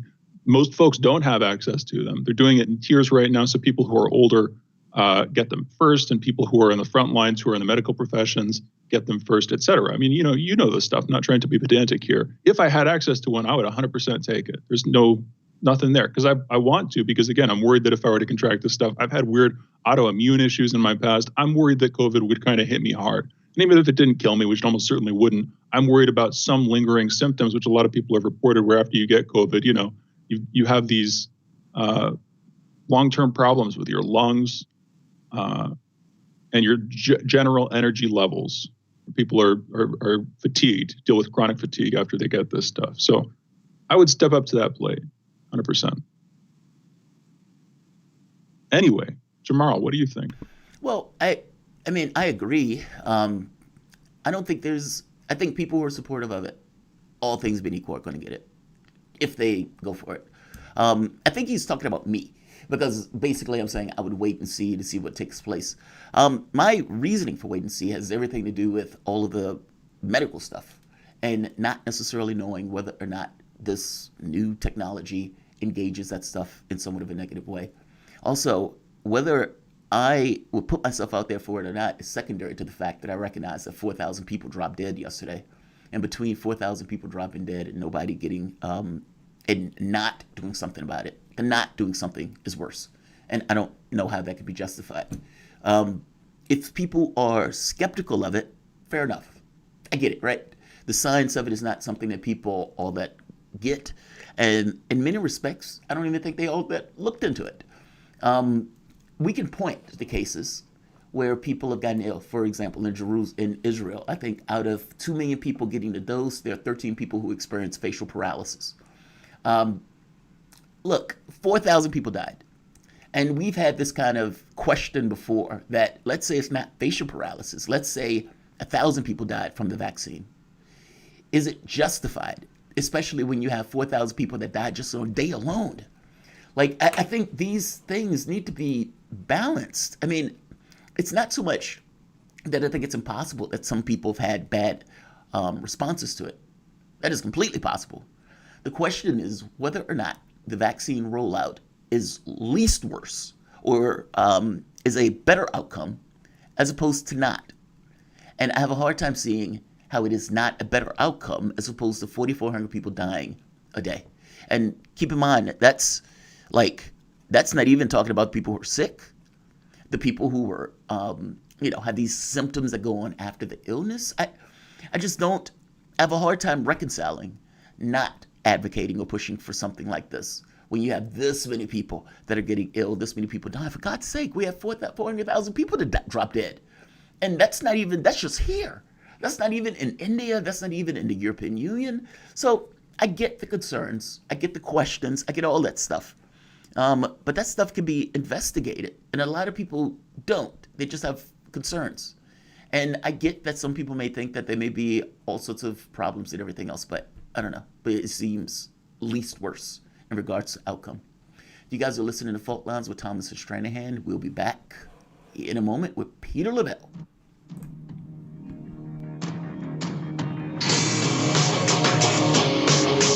Fault Lines. We are above all the latest developments, and we don't take any sides. Radio Sputnik, telling the untold.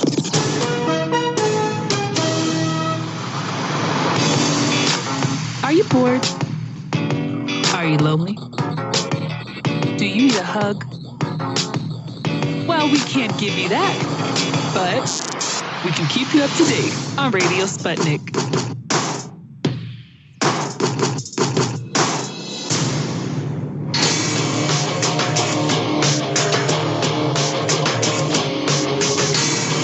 Fault Lines.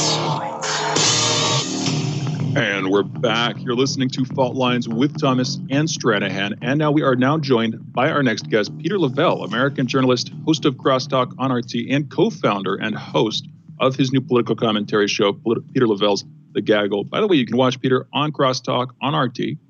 Check out The Gaggle on YouTube and follow him on Twitter at PL Crosstalk. Peter, thank you for joining us this morning. How are you doing? Very well. It's always great to be with you. It's great to have you back. Let's talk about the events of the past week since Biden came in. I'm going to do a sort of brief retrospective here. Russiagate lingering as a boogeyman for Trump. It will be coming into the Biden administration, and it will be matched by a universal continuation of the United States high-level animosity towards Russia, perpetrated by the government, enacted by the government. How do you see this playing out? Where do you see the United States relations with Russia going? And I asked this after within the last couple of days, Biden had a conversation with Putin. They're talking about the New START deal. That seems to be going forward. That's a great sign. But I'm guessing that's not where it will end. I'm guessing that we will continue these policies, particularly when it comes to Ukraine and Syria, particularly Syria. But Peter, what's your take? Well, first of all, I think it's important to point out that the Russiagate hoax has morphed into policy. That is what we all worried about, and it's actually become a reality. Now you're going to have this kind of double prong approach, I suppose.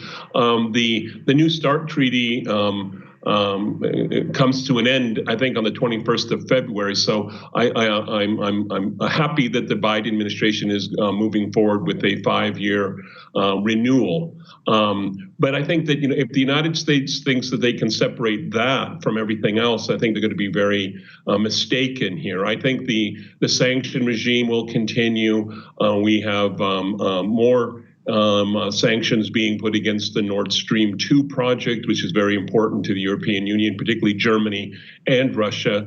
That's going to cause continued rifts between Berlin and Washington. So, the Biden administration has to figure out what it wants most. And and all this talk of mending relations with allies. Well, that's not mending relations. So it's pretty confused, I think, at this point. I think having Anthony Blinken at the helm at State Department is a disaster already, considering his very poor track record. So it more of the same. And as I like to tell people all the time, the Kremlin doesn't pick candidates; it just prepares for them. Okay, it doesn't pick. That's a good point. The Kremlin doesn't pick candidates, it prepares for them. Meaning, and you're right. The wild part about this is my biggest concern was that the Russiagate stuff wouldn't stop immediately. Meaning, if Biden wins, all of the momentum that had taken place over the last 4 years about Russiagate, et cetera, doesn't just stop. Biden gets in office, and all of those people that are pushing him are all of a sudden going to be in the government and going to be making policy. One of the conversations that apparently Biden made the point about was the Ukraine, and saying the United States backs the Ukraine full-throatedly, as if that somehow changed with Donald Trump sending Ukraine weapons, something that Obama wouldn't even do. I am very concerned about this.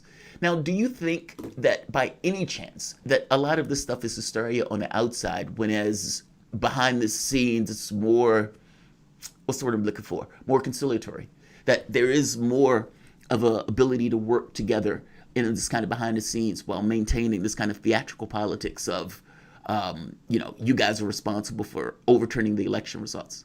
Or is it what it seems to be, basically a hostile administration, more or less? Well, it's the first time since the end of the Cold War that a new American administration has openly come out and be hostile with Russia. We had with the Obama administration, remember the reset. Well, every single administration since the end of the Cold War has had one form or another of a reset, except for this one. Okay, and no, I think they're true believers. I mean, Jake Sullivan, a true Russiagator, Blinken, a true Russiagator, Susan Rice, although she has a domestic policy portfolio, you can't tell me she's not going to be poking her nose into foreign policy. So, we have these true believers in here. Do you think they're going to turn around and eat crow and say, no, well, we were just, playing politics? And plus, you have to understand, Russiagate plays a very important role keeping the Democratic coalition together. Okay, and not only does it keep the Democratic coalition together, it keeps American foreign policy bipartisan. So it has its uses, okay? And the downside is, well, of course, arms control is very important. They're very popular with people historically. And so, the administration has to decide what it wants, or is it just going to kind of muddle through? And if the administration can't send any clear signals, then of course the Kremlin will just take it as hostility and prepare for that hostility. And I've been predicting this for a long while. Biden is an old, cold warrior, okay? He sees the world as the same way as he has in the past 50 years. And you think that, I'm sorry, but you think Joe is bold enough to buck the foreign policy consensus? Look what happened to the last president that did that.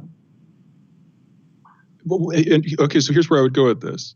What form do you think that animosity will take? Is it just going to be sort of more baseless accusations of foreign interference? Is it going to be more of that sort of soft meddling, more sanctions, that kind of thing, economic hardship? Or are we preparing for a war? Peter? I think that they will stoke up tensions in Ukraine, no doubt about it. The problem is with Ukraine, it's not for the lack of military support from the West, NATO and the United States in particular. I mean, it's not for want of that. I mean, Ukraine has tremendously deep-seated problems that kind of aid isn't going to alleviate. Now, there is whispers and chatter that there may be those in the new administration that may give a green light for the Kiev government to make another assault on the Donbass, which of course would draw in Russia in one form or another. So if they want to have a high friction relationship with the Kremlin, it's up to them. They can certainly do it, but they won't succeed at it. And what will be the result? Just even more animosity. Also, in the European Union, there is Ukraine fatigue. They're tired of this. How much money has been poured into Ukraine, and where did it go? It went into the pockets of the oligarchs. The standard of living of Ukraine continues to decline. There's political gridlock. The situation, the best thing everyone could do is to leave the country alone to resolve its own problems. But this is a cudgel. And it's a way to punish the Russians for the Americans at very low cost, okay? I think the same thing is also going to happen with Syria. We have reports of American troops leaving Iraq, going into Syria. It's no coincidence, gentlemen, about the timing. Blinken has come out very publicly that he has regrets that they didn't finish the job in Syria. Now he's Secretary of State. Victoria Nuland is in the number 3 spot. Don't you think she has some unfinished business in Ukraine? I say buckle up and brace for impact. Buckle up and brace for impact is right. I mean, honestly, basically, wow, this is horrendous. People can go after Trump, fair enough, and we do it all the time. I go after him. I did too. Yeah, I did too. But the foreign policy thing was the catch. Because basically what Trump seemed to be more suspicious about the whole foreign policy thing in regards to the brinksmanship, the going into the other countries. And Biden has no such predilection. He has no such issue. And so the idea of going into Syria, or for that matter, like you say, Iraq, or even pushing on Venezuela, all of this stuff becomes on the table. And Biden believes that he is of a sufficient worth of a person to do this stuff. Is this going to come to loggerheads, especially from the standpoint of the Syria conflict? And one point about the Ukraine.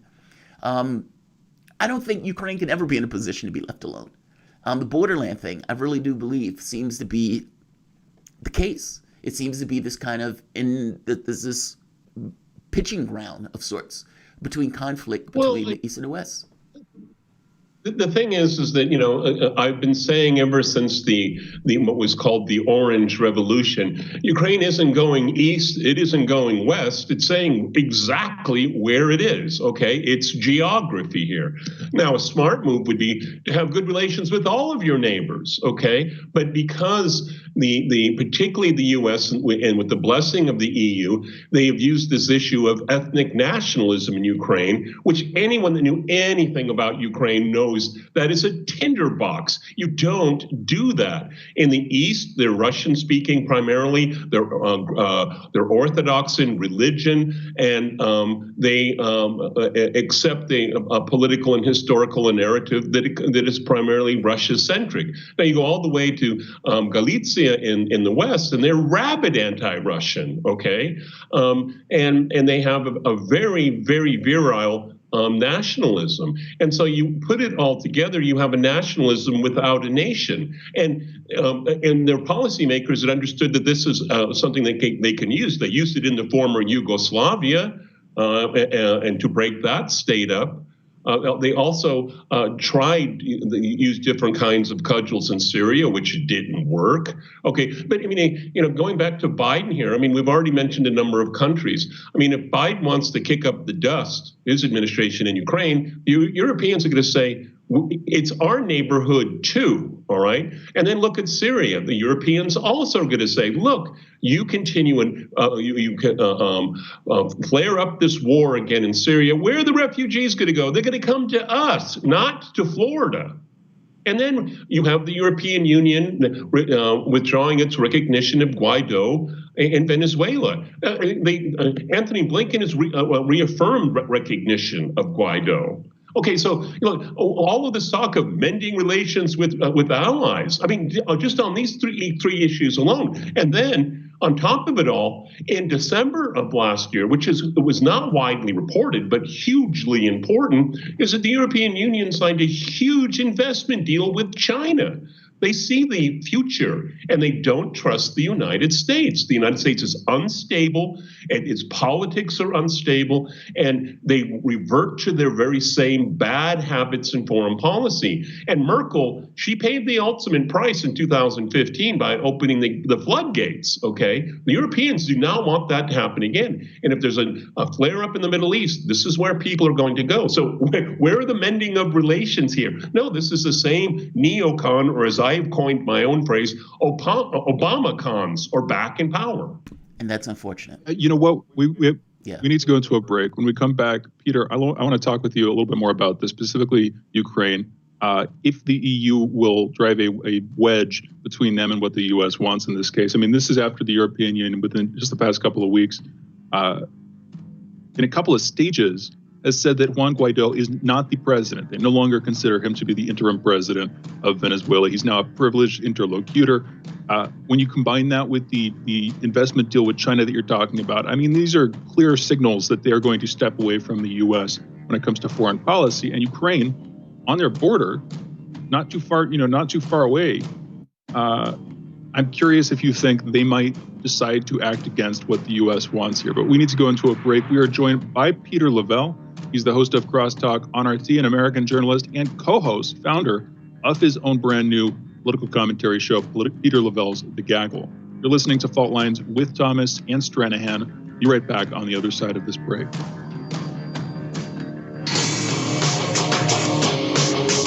Fault Lines. Feeling kind of blue, but maybe also kind of red, and kind of purple, and kind of alone? You've got a friend on Radio Sputnik. Tune into Political Misfits from 12 to 2 Eastern Time, Monday through Friday, for news, politics, and culture without the two-party bias. Catch us daily on 105.5 in Washington, D.C., or 102.9 or 104.7 in Kansas City. Or find us on Twitter, Facebook, YouTube, Spotify, or wherever you get your news.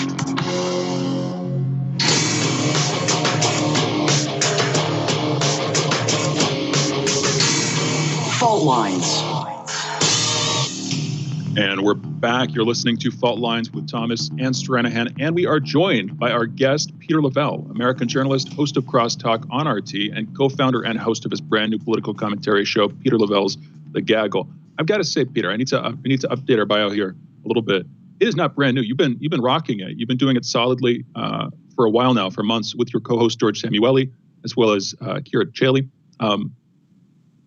Great show. I just wanted to slightly correct myself. Anyway, coming back to the topic of the conversation. I wish YouTube would let it breathe a little bit. We feel the pressure. So. Oh, I believe it. Do you want to talk about that for a minute, or? Well, yeah, I mean, it's, I'm in, because of Crosstalk, I mean, I'm very familiar about the dynamics of YouTube, and I start doing correlations between hits and comments and things like that. And then, of course, I have to resubscribe to my own channel every once in a while. Who unsubscribed me from my own channel? So, funny business. That's ridiculous. You know what? I asked you a question on the other side of the break, so I want to follow through on that, but I want to come back to that topic in just a couple of minutes here. Do you think there's any chance, coming back to it, that the EU will do what they want, not what the U.S. wants, when it comes to Ukraine? And if they do, what do you think they would want? How do you think they would respond to, further aggression by the U.S. in Ukraine, whatever that ends up looking like, Peter? Well, let's look from inside Ukraine outward. I mean, ever since the election of Zelensky, which he was wildly popular in his first 6 months, and now he's ended up in the same position of his predecessors, wildly unpopular, and he has a supermajority in the parliament, and he still can't get anything done. But there's an issue that's in play here that doesn't get much coverage outside of Ukraine. Is that we have this G7 ambassador support group, and this is the basically the quote unquote Western democracies. Well, their ambassadors are they opine you shouldn't have this person in this position. You should have this person fired. Oh, and don't take the Sputnik vaccine from the Russians. Oh, and Huawei, don't let the Chinese in here. And now public opinion is beginning to say, who's running this country? Okay, because Zelensky was deemed and was very much an amateur in politics. And so the G7 ambassador support group was supposed to be kind of his chaperone. But as time went on, they're saying, well, where's our sovereignty and all this? We tried to get away from the Russians, and now who's controlling the country? More foreigners are doing it. So that is a dynamic that's playing. I mean, Zelensky rates less powerful in public opinion polls than these Western ambassadors, okay? So people are getting very tired of that, and there's not enough change going on. It was supposed to be reform, a turbo reform, I think they called it. It didn't happen. The money that was sent to Ukraine through Western institutions, for the most part, was wasted and pocketed, as we all expected it would. So I think the Europeans are, well, there's definitely the case of Ukraine fatigue on their part. They've basically said, we've done what we can. If you can't reform the way they want them to reform and privatize the way they want them, they're just going to take a step back here. Now, the United States isn't interested in any of those things here, because what they want to do is to create endless headache for the Russians. Okay, that's the primary reason. They're not particularly interested in the state and quality of life of Ukrainian people, not at all. That's why we hear about intelligence, we talk about military training, hardware, and things like that. But when the quote unquote anti-terrorist operation against the Donbass was initiated under Poroshenko, I mean, the Ukrainian forces they didn't get a bloody nose. They were slaughtered, okay, and humiliated. And so plus there've been purges in the military because they're not politically reliable. They're not nationalistic enough. And so you have a lot of demoralization of the military. Sure, they might get the equipment, but I'm sorry, I'm so cynical, gentlemen, that once they get their hand on the equipment, they'll sell it. Okay, they'll probably sell it to the people in the Donbass. Okay, that's how it works in Ukraine. So the Europeans are definitely going to say, well, Biden, if this is what you want to do, we're not going to be vocally in support of it, because when you have people leaving the country, obviously a lot of people came to Russia, the quote unquote aggressive country. Can you give me an example in history where that's ever happened? But if the economy continues to be flat and spiral down, there's going to be an influx of Ukrainians into Europe, where you have high unemployment, austerity still, COVID still, lockdown still. So it doesn't work to anyone's advantage here. So, I mean, the United States, it just mean-spirited, and it serves no positive purpose for anyone. They just want to annoy the Kremlin, so they'll let the Ukrainian people suffer. Yeah. That's the long and short of it. It's just the geopolitics of basically conflict. Ukraine could be a headache for Russia, and they use it as such. What happens in Ukraine is less relevant from the foreign policy standpoint. But to me, I am curious, what is the politics? Meaning, what would the people of the Ukraine want? Being, if they had, let's say if it wasn't between two sides, what would they want? What's the basic politics? Let me do this, okay? Because like I said, it's not going anywhere. The most popular political party in Ukraine now is called the Opposition Platform for Life. And it is within Ukraine and outside of Ukraine, it is considered a pro-Russia party. The most popular party in Ukraine is pro-Russia. Okay, not Zelensky's party anymore in public opinion polls. Okay, so essentially, Zelensky was given a pass by the eastern and southern parts of the country, which voted for Yanukovych, which was overthrown in 2014. And so these people are saying, make peace with the Russians, have reform, get rid of the corruption. That's what they want. Okay, because even after everything that has happened since 2014, Ukraine's largest trading partner is Russia. Okay, I mean, see, the Americans, they don't understand how Ukraine works and doesn't work here. And so there's still a major trading partner is Russia. The European Union, Ukraine can produce a lot of agricultural goods. The European Union, that's the last thing they want. They have had their own nightmare for 70 years over agricultural policy. They don't need another agro country, okay? And they don't let their goods in. So, the Ukrainian people, if you look at public opinion polls, They want to lower tensions with Russia. They want to have some kind of understanding with the Russians, and more or less leave the people of the Donbass alone. But see, the dilemma for any government in Kiev is that if you say, well, let the Donbass be the Donbass, even within the confines of Ukraine, and then they'll be like in Kharkov, they're in the center of the country, and they're kind of a 50-50 place. And if they'll say, well, Kiev said Donbass can do whatever they want to do, well, maybe we will do that. And then the entire country disintegrates, okay? This is what Lavrov told the American ambassador. We can see it in the diplomatic cables that were leaked by WikiLeaks.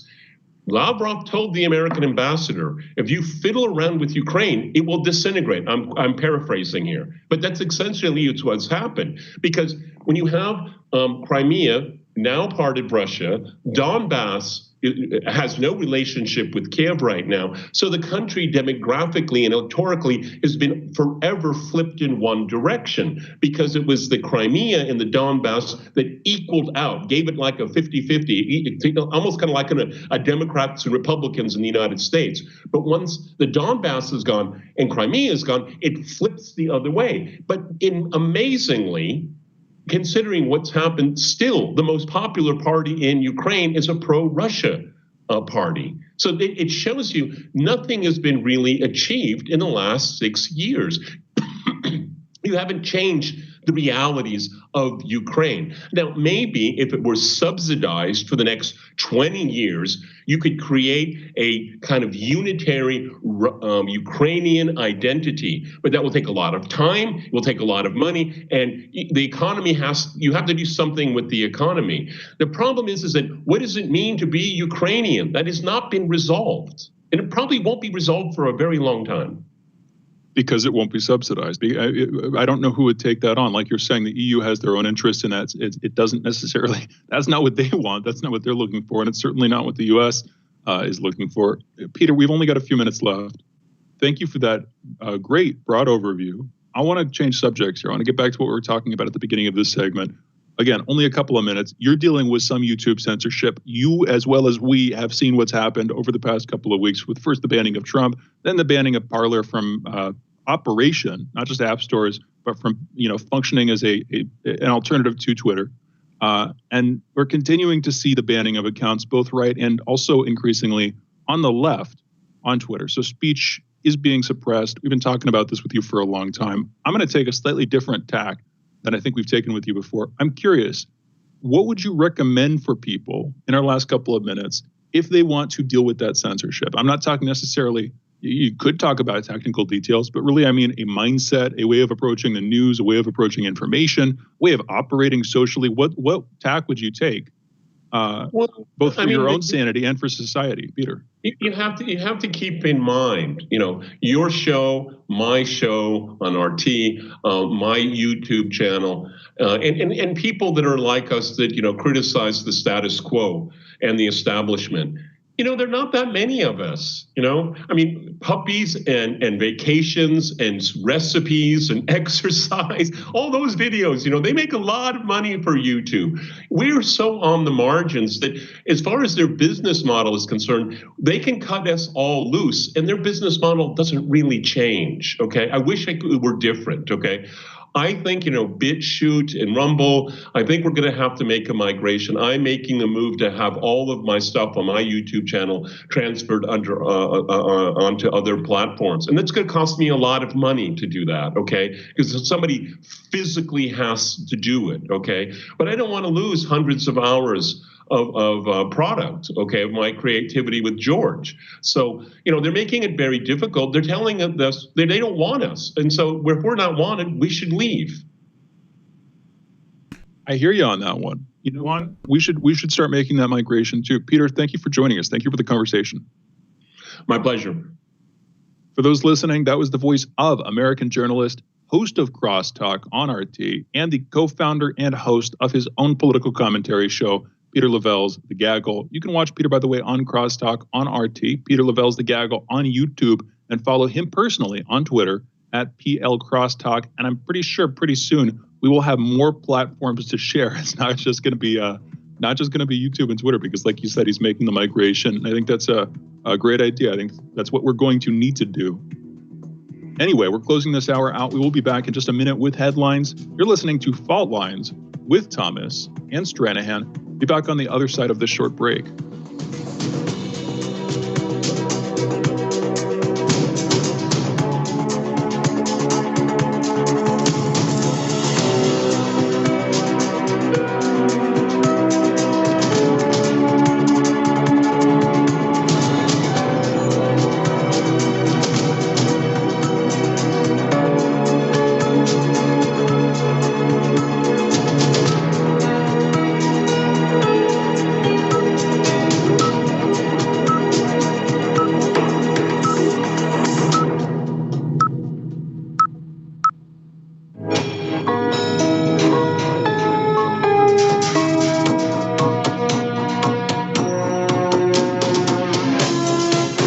Listening to Radio Sputnik.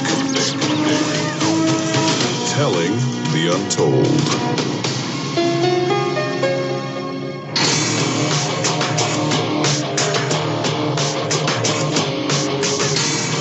Fault lines. Live from across the divided states, the last hour of the most disruptive show in American politics, news, and events, as well as global politics, news, and events. In the independent corner, I am your political analyst, Shane Stranahan. And in the left corner, I am the indefatigable, the last man on the wall, your political analyst, Jamarl Thomas. And together we are Fault Lines with Thomas and Stranahan. All right, going into the headlines this morning. First up in COVID news, at least 4,205 new coronavirus deaths and 151,616 new cases of COVID reported yesterday in the United States. Over the past week, there's been an average of 167,651 cases per day. That's a decrease of 33% from the average 2 weeks earlier. So that pattern we were talking about with lowered infection rates, we were thinking that might just have to chalk it up to it being early in the week when the the numbers are delayed, sort of slow to get results. But that's panning out as the week wears on. Hopefully that continues. If that continues, we should see the death rate dropping back down in a couple of weeks. Again, morbid to say that's a good thing, but relative to what could be the case, I would say it at least is not bad. As of Wednesday morning, more than 25,484,800 people in the U.S. have been infected with the coronavirus, and over 425,208 have died from it. Meanwhile, globally, the world has just passed 100 million total COVID cases. The United Kingdom has also just passed the 100,000 death mark. That makes the country in Europe with the highest death toll so far, despite not having the largest population. So per capita, it's much higher. Boris Johnson has said he's sorry for every life lost in his country, while he still defended his government as having done the best that it could. I don't think it has. If that's the best that it can do, that's a damn poor display of governmental ability.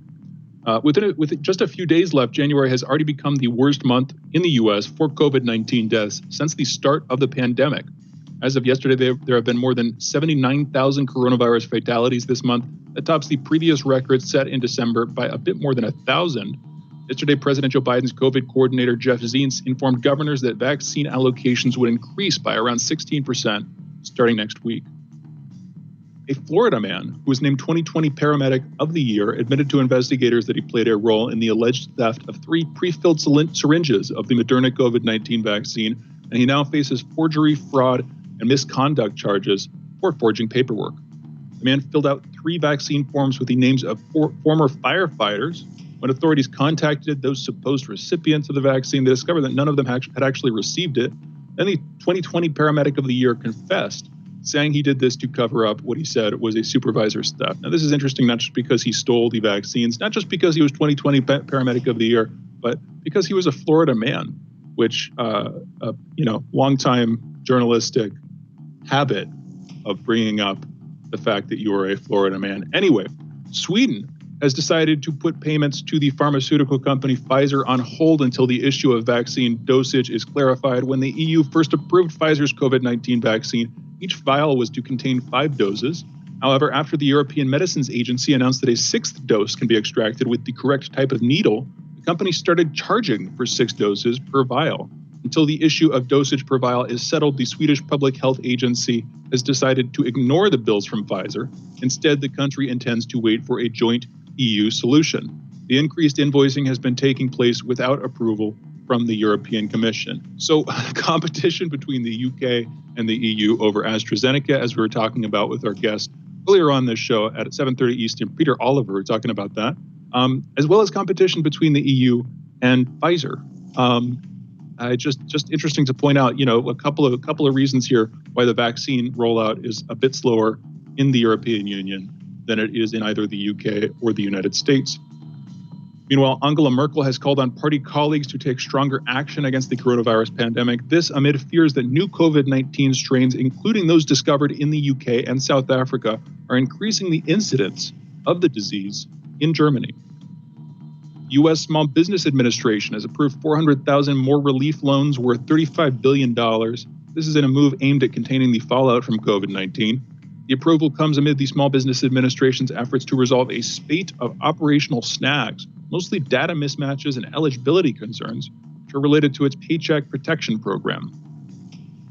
In national political news back in the States, President Joe Biden fulfilled a campaign promise when he issued an executive order Monday reversing the Trump administration's Transgender Military Ban and allowing transgender people to serve openly again.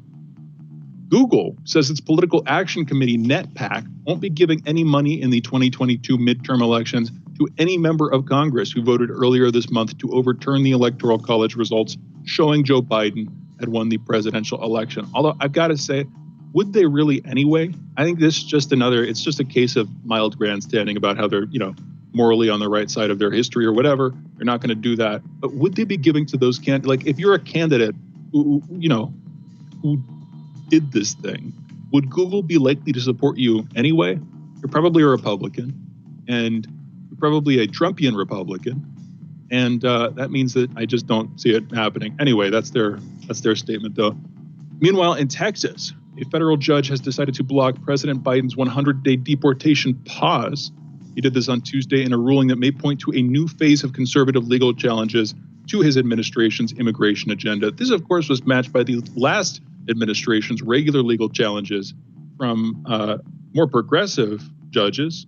Judge Drew Tipton, a Trump appointee, granted a temporary restraining order which was sought by Texas's Attorney General Ken Paxton. He said the state had demonstrated a likelihood of facing immediate harm from Biden's pause.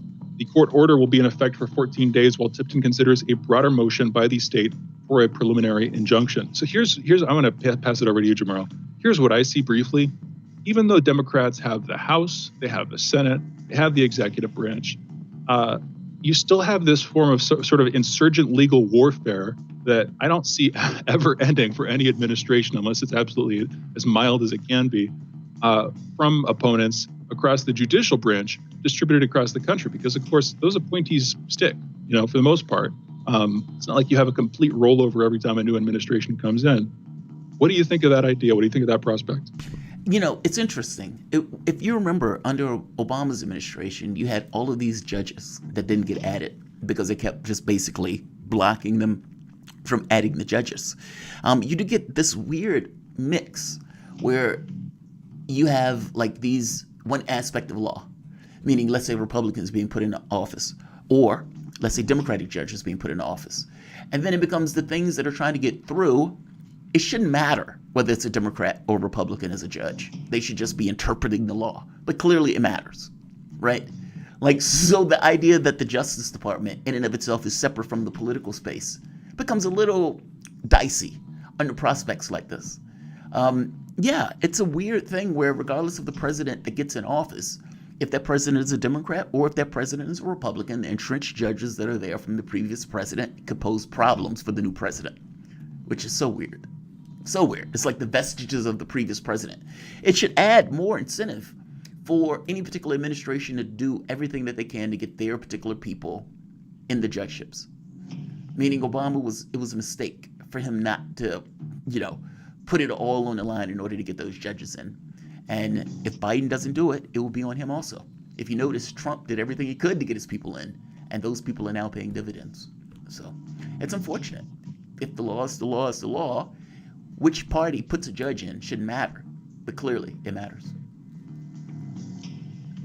It does, but I mean, here's the thing. Is the response going to be anything you can do, I can do better? Is the response just to sort of out-politicize the judicial establishment? Because if that's the response, doesn't that tend to delegitimize the law as a whole going forward? Jamarl, what's your take? Well, it does make it, I mean, it does make it worse. I mean, this is the Supreme Court stuff, where the Supreme Court would take a particular issue, and you have Democrats and Republicans fighting tooth and nail to get their person in, because they know, depending upon the person who takes the issue, the outcome will change. And so it's like, yeah, it delegitimizes the entire process, right? I mean, how could it not? If you know that if I put a Democrat in as a judge, let's say if Obama puts in whatever judge he puts in, or if George Bush puts in whatever judge he puts in, that interrogating the exact same case, it can come away with drastically different results. And oftentimes those things will be beneficial to, let's say, the ideology of the party. The law matters less. It does delegitimize the process. I mean, who at this point believes that the Supreme Court is an honest arbiter? How could you believe it's an honest arbiter if indeed it matters which one is put in?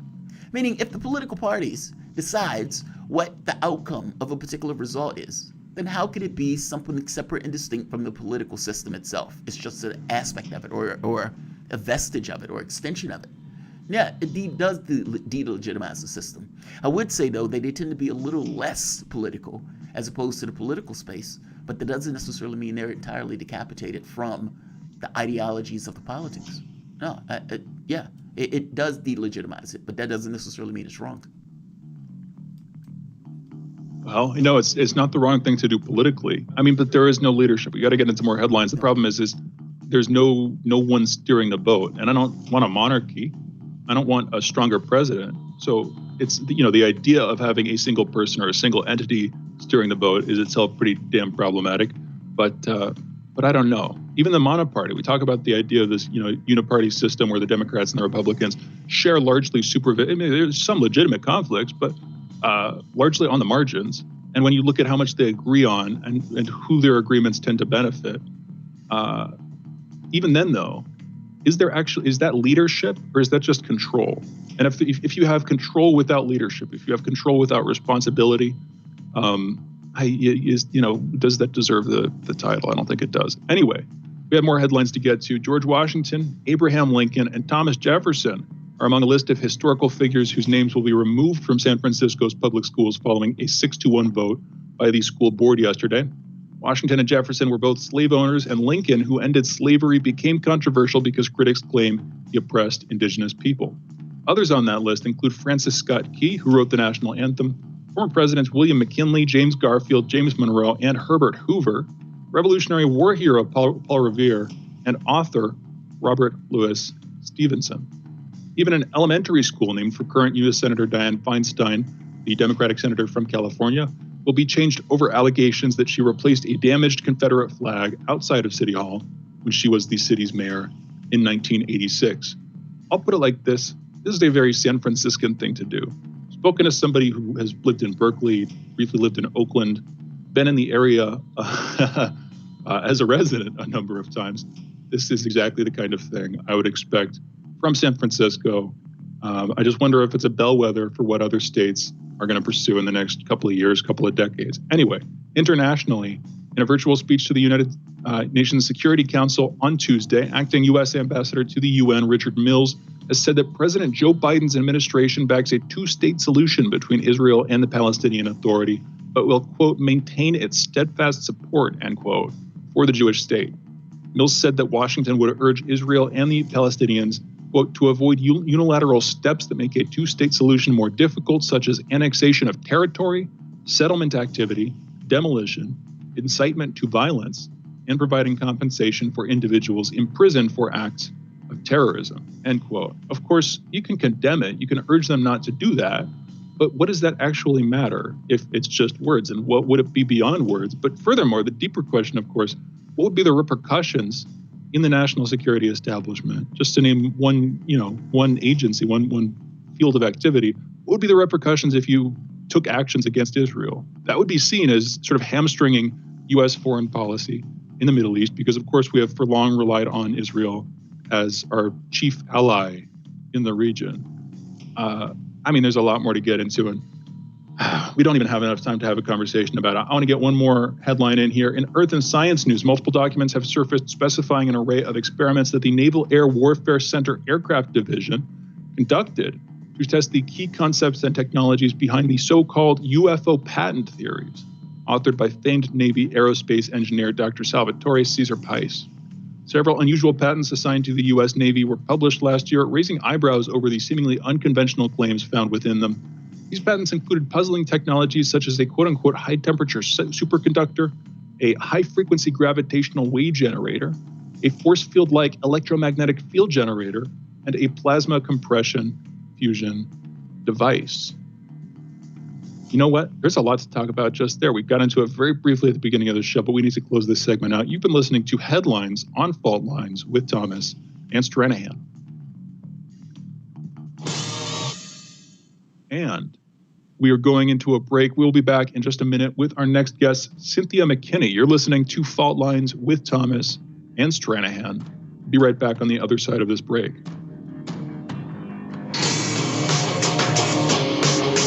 Fault Lines.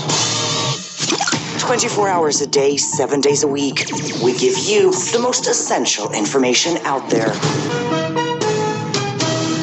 Radio Sputnik, telling the untold.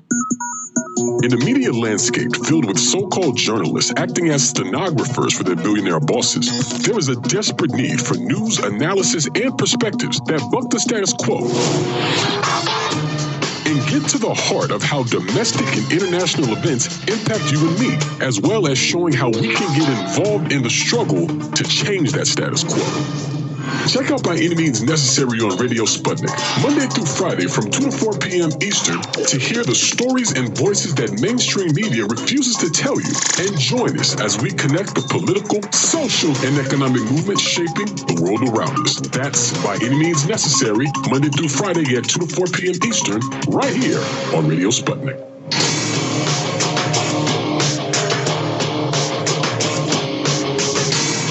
Fault Lines.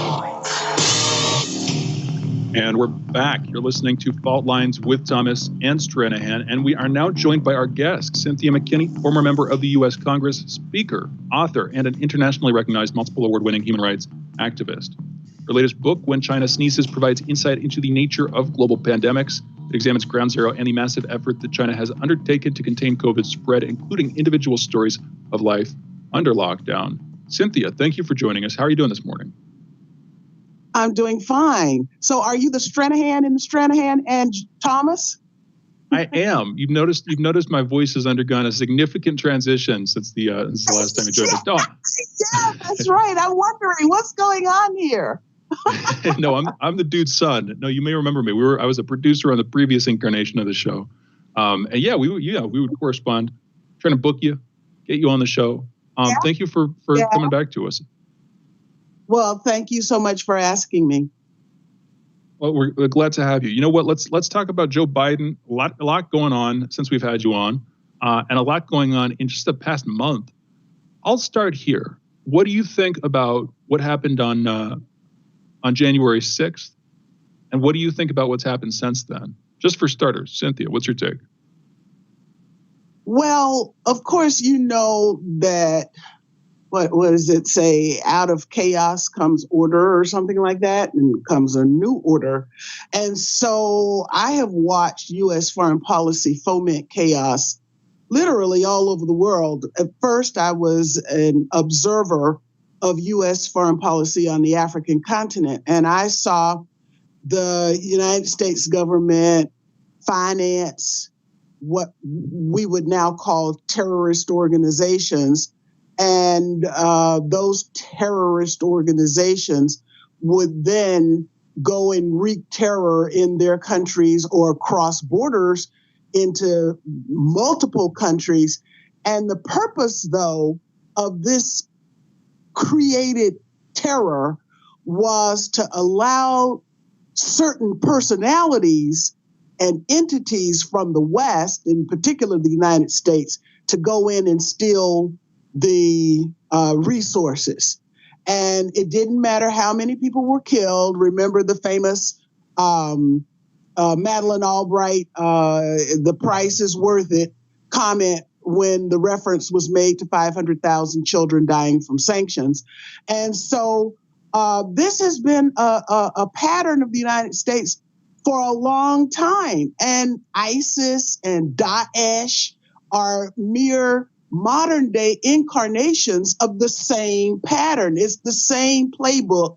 It's the same play from the same playbook being used over and over again. So now we come to the United States. My question is, would these tactics be utilized by the individuals who theorized, conceptualized, organized, and then implemented these tactics against other countries? Would they use them against the United States? Absolutely, yes, they would. And we've seen that in COINTELPRO, that it has happened over and over again, from the Frank Church committee reports. You can read that. So now we've got Antifa, Black Lives Matter. I have seen Black Lives Matter local chapters say, we can't get any money.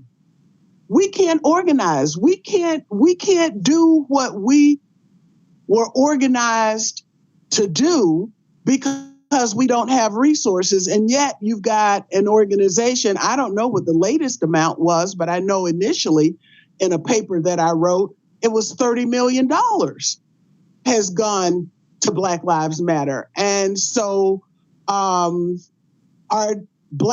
this new incarnation of Black Lives Matter, is that an Antifa? Is that the similar situation as to what I witnessed on the African continent and in Asia? I believe it is. And so then that's what I think is happening. And that's what I think happened on January 6th. You know, if this was in Hong Kong, we would have called them pro-democracy fascists. We would, be cheering these guys on. But just so I'm clear, I don't want to mishear or misrepresent.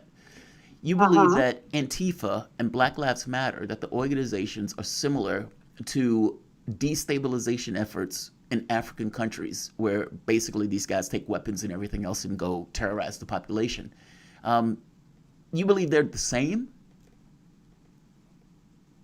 Yeah, absolutely. I mean, Antifa is a phenomenon just arrived on the scene and is very well funded and travels has chapters, is able to organize and put chapters all over the United States. And what happens though, because I know Antifa members, and so what happens is like an Operation Gladio that happened against the NATO, today's European countries that are members of NATO, same kind of thing, strategy of tension, where you get an organization and then you hollow out the organization. You basically take it over. So the intelligence agencies take over organizations, and then certain behavior is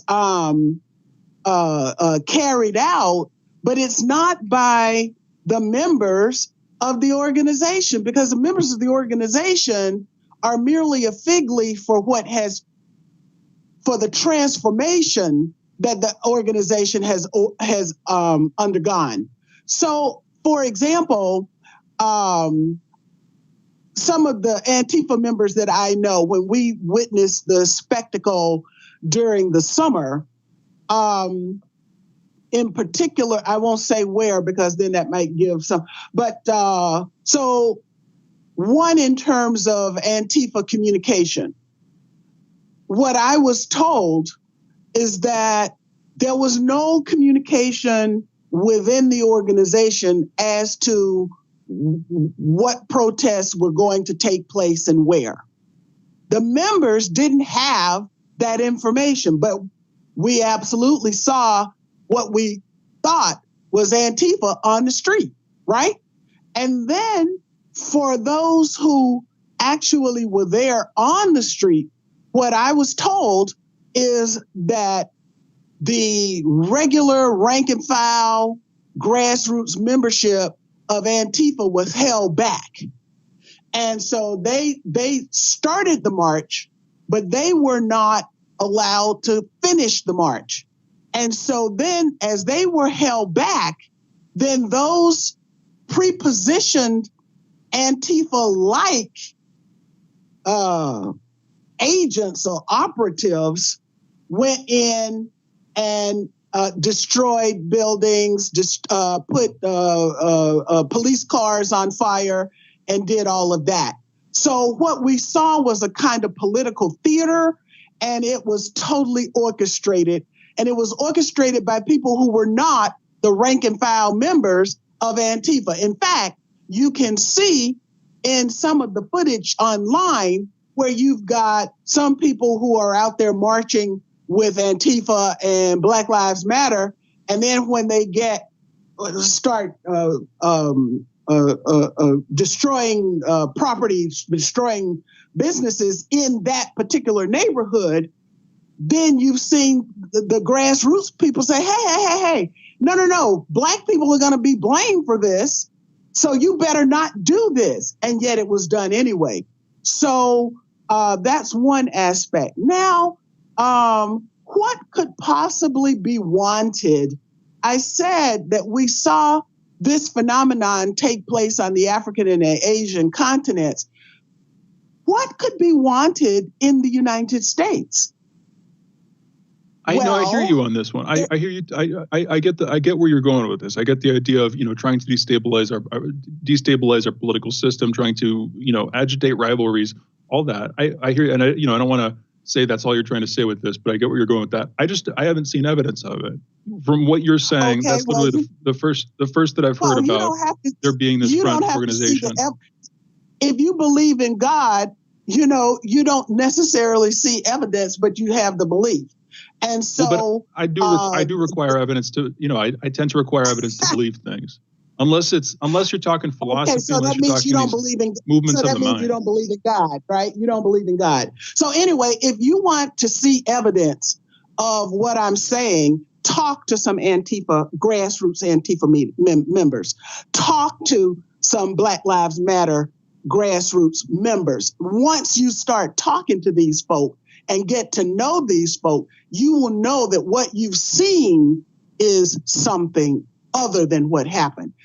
Because of my historical perspective, what I can tell you is that what I have been told by these grassroots BLM and Antifa members is exactly the scenario that was uncovered by Guido Salvini, who was a terrorism judge in Italy, when the reality of Operation Gladio was revealed to the public for the first time. And of course, I have spoken. I have spoken. Wait a minute, let me finish my sentence. I have spoken with Guido Salvini as well. So these are people that I know. Now you can go ahead. Well, see, here's the thing. I have spoken with people who, for instance, in DC, were either a part of Antifa or who were friends with people who were part of Antifa. And they were laughing off the notion that they were getting donations, that they were getting money to do some of the stuff that you're talking about. They were saying that that's ridiculous. There are debates about Antifa, whether it has like a hierarchical organizational structure. I've seen arguments for and against. I'm not a hardliner on this stuff. And by the way, I didn't like a lot of what I saw, particularly during the riots this past summer. So I'm not saying this as somebody who's a proponent of the movement or what they're pushing for. But I haven't, again, you're the first person I've heard saying that you've heard people talking about noticing agent provocateurs at the head of the crowd who pushed out the rank and file, quote unquote, membership of Antifa. That's the first I've heard on that. Yeah, well, then you didn't talk to the right people and you didn't talk to the same people as me. However, the information is available. It's available online, too, if you go into the Black Lives Matter structure. So with that having been said, then let me go to my sister girlfriend, Catherine Austin Fitts, so I can complete my thought, which is, what is it that is desired by the same people who rape and pillage on the African continent and the Asian continent? What is it in the United States that they would want? Well, there's a lot of real estate that is yet to be had by the 1%, that real estate is still in the hands of the 99%. Now, Catherine Austin Fitts, who was the Assistant Secretary at HUD, witnessed something very similar to what she believes. Now, this part is what she believes will be the outcome of what we saw in many cities across the United States. And that is what she witnessed was, well, you move the drugs in, you make life in certain communities totally unbearable, and people move out. That depresses the prices of those particular parcels, and then people can snap them up at a bargain price. And she said she witnessed that as the Assistant Secretary of HUD over and over and over again. And what got her into trouble was that she then tried to get those local communities to understand where the federal funding, where the federal money was going, and how they could track who actually were getting the funds that had been set aside for their communities. Dr. McKinney, when I was in the Congress, I hate to interrupt, the same phenomenon. Well, let's do this. I'm going to bring you back. Where I would get money authorized, and it would never go for the communities for which it was authorized. And so I was Dr. accused McKinney, let's do this. I'm going to bring you out, meddling and I'm in going to bring you local back. affairs. But the bottom line was that the money wasn't going where it was supposed to go. And we've seen that even with the Jared Kushner getting property for middle-income housing or low-income housing, and it being used for luxury residences. I'm going to have to take you out, and I'm going to bring you back in to let you finish. Didn't mean to interrupt, but we're hitting the time frame.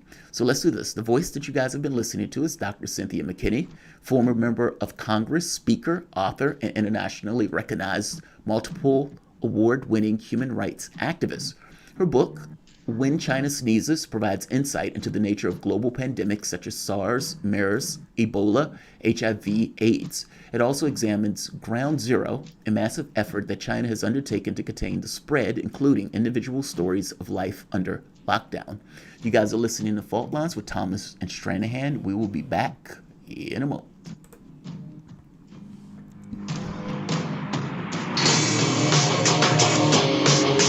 Fault Lines. Tough questions are the most powerful weapon we have. As long as you have questions, we'll keep asking.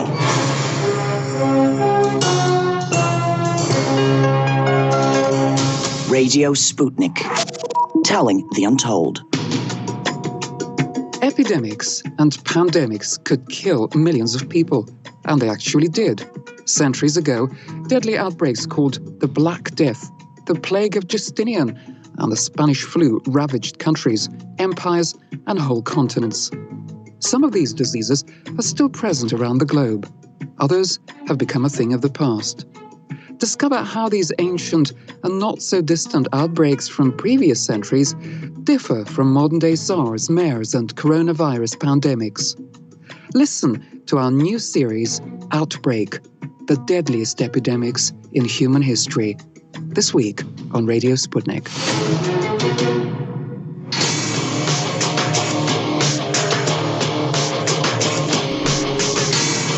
Fault Lines. Welcome back to Fault Lines on Radio Sputnik. My name is Jamarl Thomas. I'm joined by my co-host Shane Stranahan, coming to you live out of our station in Washington, D.C. But joining us is Dr. Cynthia McKinney, former member of Congress, speaker, author, and internationally recognized multiple award-winning human rights activist.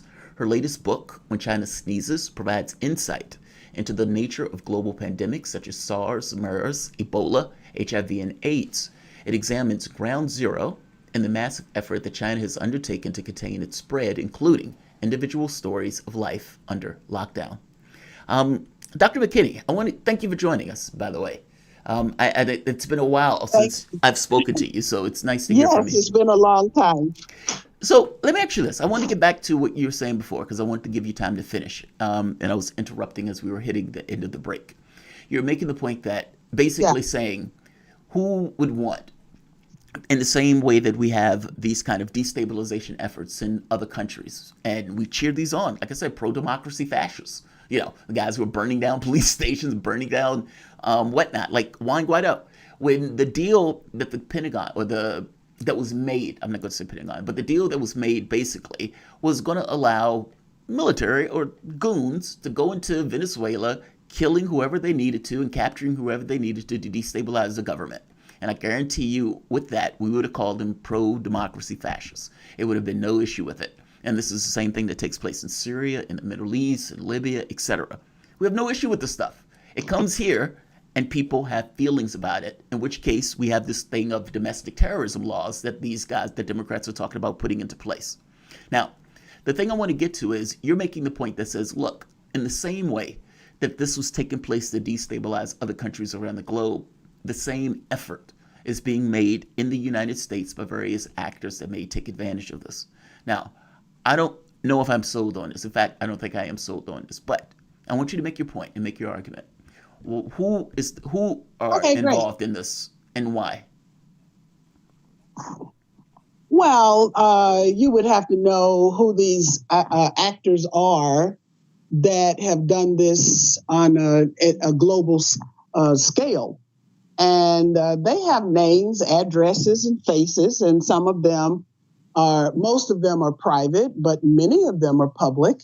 And so if people really want to know who is behind, say who was behind the pillaging of Iraq that goes on to today, actually, and who's behind the destabilization of Syria, why is it that the African continent, which is the wealthiest continent on the planet, is also the people on it are the poorest people on the planet? Why do these things take place? The answers are readily available with just one scratch of the surface. What I find amazing is that people are acting as if this is the first time something like this has happened. This is the first time that we've had election fraud. It's the first time that we've had these domestic terrorist threats. All we have to do is go back to Operation Northwoods and see that it was our own Pentagon that wanted to wreak terrorism on us, U.S. citizens. Why? So they could have the war that they wanted to have against Castro's Cuba, which of course would have involved also the Soviet Union. So it's not difficult for us to understand who the forces are that win when there is chaos. The question, though, I believe that is more important is how can we, the people, stop what has happened in other parts of the world? How can we stop that from happening in our own country? And that is a huge, huge challenge, because what it's going to require is efforts like you and Stranahan, like Thomas and Stranahan. It's going to require those kinds of efforts all over the country, penetrating down to the most elemental grassroots levels. By the way, can you explain Operation Gladio? This was the case in Europe where we were basically, let's just say basically domestic terrorism in the EU and Europe. Could you go into that one? You mentioned it last time, and I don't want to go by without people knowing what that was, because it was pretty, it's extreme, to put it mildly, in the way that these guys were thinking about this stuff in regards to basic terrorism in Europe under the idea of fighting, pushing back against the Soviet Union. It's very strange. Please give us a heads up on that one. Well, Operation Gladio let's put it this way. After World War II, Europe experienced a series of bombings and violent behavior that was carried out sometimes against the state, sometimes by organizations, reportedly, by organizations for various political goals. And one of those organizations, the one that I'm most familiar with, this happened in Spain, it happened in Greece, and it happened in Italy. And the one that I'm most familiar with is what happened in Italy. But the BBC Timeline has an absolutely fabulous documentary where they get the people who were actually involved. They were on the CIA payroll, and they were responsible for blowing up buildings, killing people in markets, doing all kinds of things that was known as the strategy of tension. And the purpose was to prevent the self-determination of the European countries, because at that time, there was a lot of sympathy for socialist and in fact, the Communist Party in Italy was very strong. And so this was, remember, Eisenhower came up with, no, it wasn't Eisenhower, it was Truman came up with the efforts to roll back communist sympathies by the people in Greece, and that was a whole part of U.S. efforts in Greece. So that was the purpose. And so basically what the United States, what the CIA did was it took over these organizations. In Italy, it was the Red Brigades. So they put the leaders of the Red Brigades in the prison.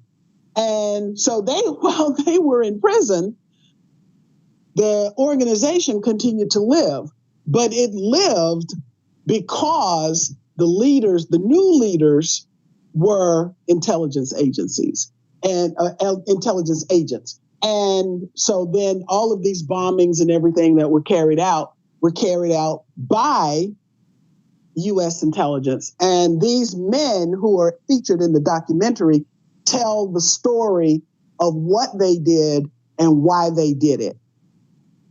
I guess the thing is, though, that just because something happened in the past, is that really a direct correlation to what could be taking place now? Meaning, is it possible that looking back in the past over actions that were taking place, and we could say, yes, that definitely took place. We have the people there who say that, et cetera. But just because something happened in the past doesn't necessarily mean it's a direct allegory to something that's taking place now. Is that fair? Meaning, all of these groups have their own incentives to behave in the way they behave. And there are going to be some aspects that are going to be far more extreme. For example, for the Black Lives Matter protests, you had 99.5% or something, some obscene, insane amount that was peaceful. And you have a small percentage that's not. But wouldn't you expect that just from probability by itself? Well, we have research into COINTELPRO as it was carried out inside the United States. And as a result of the research that was done by Dr. Cunningham, what he found, he focused primarily, only on the New Left. And the New Left were the anti-war at that time. It's the anti-Vietnam War white activists. And basically what he found was that infiltration was the number one methodology that was used by the FBI and other intelligence agencies in these organizations. And so basically that strategy, if it works, why would you stop it? And what we have seen is that it hasn't stopped. We can go from, when the turtles, what was it? The seamen and the turtles were marching in Seattle, and you've got the situation in Canada where there was a demonstration. And what you found was that a lot of the provocateurs, the ones who were the most violent or instigating the violence, were actually undercover cops. So we've got experience with this. You're absolutely right that just because it happened yesterday doesn't mean that it's going to happen today or tomorrow. However, I have to be aware of what happened yesterday so that in the event that it happens today or tomorrow, I know what it is. For example, you go, my mom is a football fan, right? And so there are certain plays that, when the quarterback drops back and then he continues to drop back, then, that's a screen play, right? It's the same play. It's the same play ever, for the last 40 years. So there are some plays, if they work, then they are continually used. And I believe that what I am indicating is that these are tactics and strategies that have worked in the past and that we need to be attuned to seeing what is actually operating around us today so that we can prevent tomorrow. One of the other things that a lot of people are now I'm beginning to get it back on my social media to the extent that I get social media and not in prison. But what I have said is, if you want to know what's coming your way, look at what's happening to the Black community today. I'm talking just strictly in the U.S. now. Look at what's happening to Black people. And if it's wrong, stop it when it's happening to us. Because I guarantee you, they won't stop it. They will continue, because if it's something that brings a desired end, be it political or economic or both, then they're not going to stop it. And so that's what we have to, that's why Jamarl and not Lee, but Lee's son are so important in working together, because we've got to break down the barriers that have been built up. And these barriers have been built up for the entire duration of this country. For 400 years, we've had these really artificially created barriers, and we need to be able to come together, because the 99%, we might outnumber them, but as long as we are stovepiped into Black lives over here, environment over here, basically climate over together here, then we'll never come together. Yeah. The voice that you guys have been listening to is Dr. Cynthia McKinney, former member of the U.S. Congress, speaker, author, and internationally recognized multiple award-winning human rights activist. Her latest book, When China Sneezes, provides insight into the nature of global pandemics such as SARS, MERS, Ebola, HIV, and AIDS. It examines ground zero and massive efforts that China has undertaken to contain the spread, including individual stories of life under lockdown. You can follow Cynthia on Twitter at Cynthia McKinney and learn more about her work at allthingscynthiamckinney.com. You guys are listening to Fault Lines with Thomas and Stranahan. We'll be back in a moment with the wrap.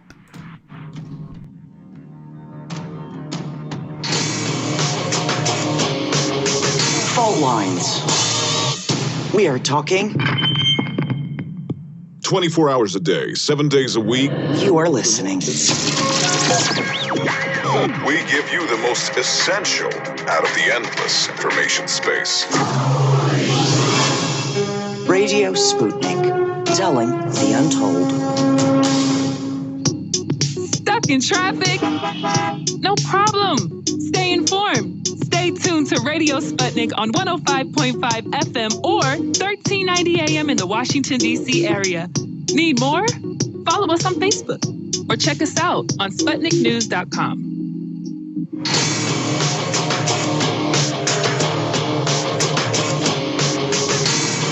Fault Lines. And we're back. You're listening to Fault Lines with Thomas and Stranahan. We're now taking your calls. We're in the wrap segment, closing today's show out. 202-521-1320 is the number.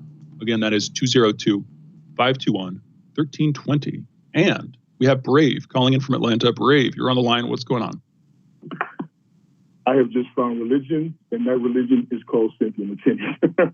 I really enjoyed that segment, man. That was awesome. I have a question for you guys.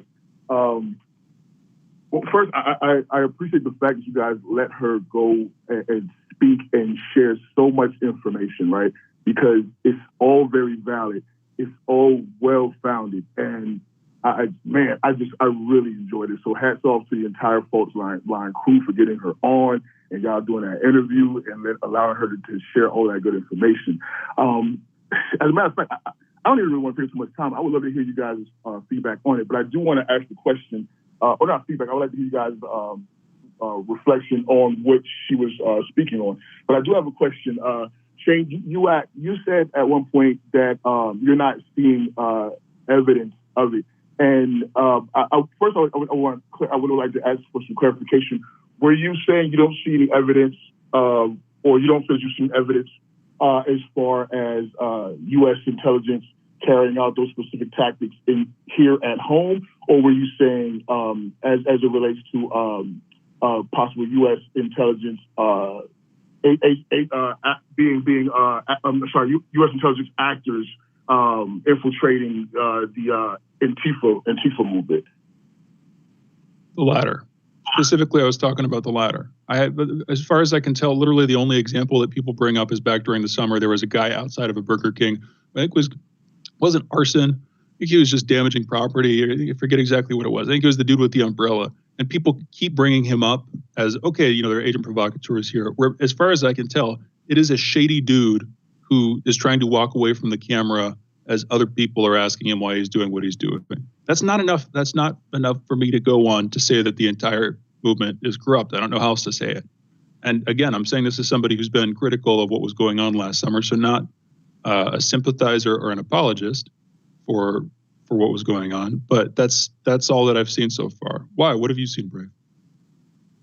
That's a reasonable point position to have, that you can't you wouldn't damn the entire movement from that.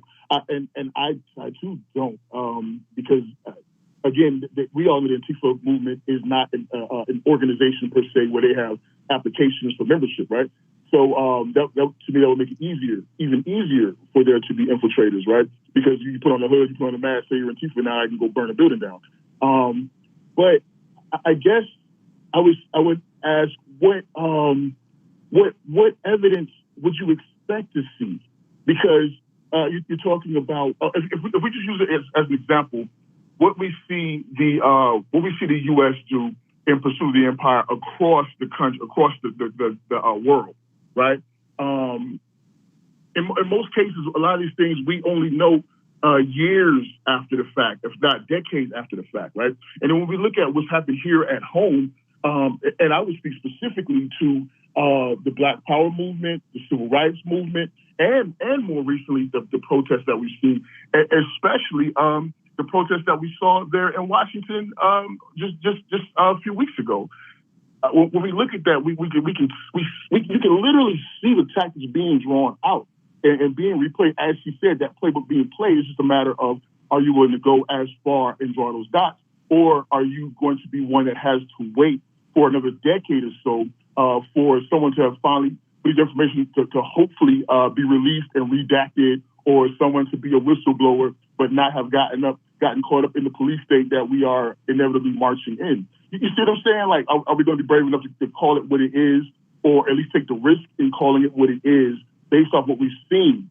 And this goes to Jamarl's point as well, saying that he's not willing to buy it. Not attacking Jamarl, I'm just saying, because again, they're not going to do it and then come out tomorrow. I mean, it's not a movie. It's not going to come out tomorrow and then have the credits roll, and then in the credits say, agent provocateur number 2 was CIA. And credit to him, you know what I'm saying? Yeah. Like agent, this guy was Agent 3. That was the guy that burned down the building. Right. I feel you. I feel you, Brave, but understand the situation that you're putting us in. You're basically saying that something happened in the past, yes. And because it happened in the past, and I got to be honest, I don't even think it's in the past. I think the provocateur thing, the COINTELPRO thing, I wouldn't be shocked at all if that went on. I mean, cops or agent, yes, I could buy it. But the problem is, if I don't have anything to go on it, then I'm just making an assumption, not something that's based on the evidence of the moment, but something that happened as evidence of the past. And I don't know how we can lean on that position if there's nothing there for the position outside of what they did it in the past, so currently it's taking place now. Meaning you almost have to take the assumption that it's happening. But let's just be clear, the assumption is not indicative of evidence, of a flat fact, something that's taken place. It's the belief in it, which is different. The assumption is not enough. Like, we have a platform here. I don't want to just share with you my assumptions. There are so many facts to go on, like important facts about what's going on nationally and internationally. And this kind of segues. Syria and Ukraine, it was easy to tell at the time what was going on if you were looking at the right sources. And it wasn't based on assumptions. It was based on statements from public officials, leaks that quickly became available, clear funding, and a history of this kind of behavior that continued very, very clearly and visibly into the present. Whether you're talking about the United States supporting the Mujahideen, which became Al-Qaeda effectively, supporting ISIS during the early stages. You could go and talk to people on the ground. In fact, one of the previous hosts of the show, Lee Stranahan, went to Beirut and talked with people on the ground who were complaining about how the United States was supporting ISIS. It was a widely known fact among the public living in Lebanon at the time. And they were like, why the hell are you guys doing this? Same thing with Ukraine. Not saying he went there, but in 2014, 2015, it wasn't a decade later. Now, that might not apply to domestic operations, but I guess here, this kind of segues. Two sort of separate points. Can't that argument be used on pretty much any domestic opposition movement? Like, couldn't we say that Trump, QAnon, the 3%ers, Antifa, the progressives, all of these movements are effectively co-opted, corrupt, and therefore invalidated? Like, in other words, I do need some evidence, particularly to feel responsible saying that stuff on the air, but also just as a person, because I'm worried that if I don't rely on evidence, then I will devolve very quickly into like QAnon. If all I have to go on are strings of assumptions, then you can build a mountain out of a molehill and a castle in the sky with nothing but your assumptions. And I'm not saying that's what you're doing. I'm just saying I'm worried about that.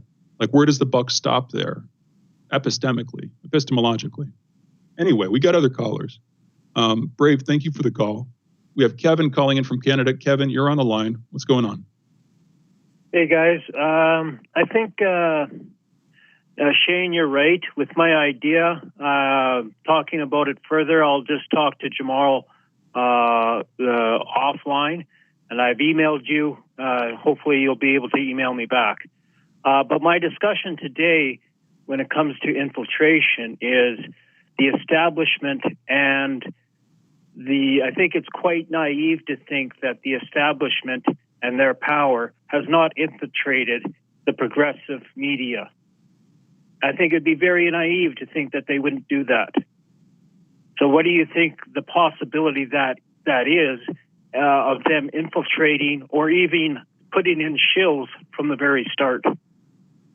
Okay, but does that mean that the progressive movement as a whole is a color revolution tactic to overthrow the United States? Or because that's kind of the implication of what Cynthia was saying about Antifa, is that, as far as I can tell, that it's part of this larger program of attempting to, uproot American democracy. And like, do you see what I'm saying there, Kevin? Couldn't you apply that exact same argument to the progressives, or frankly, any opposition movement in the U.S.?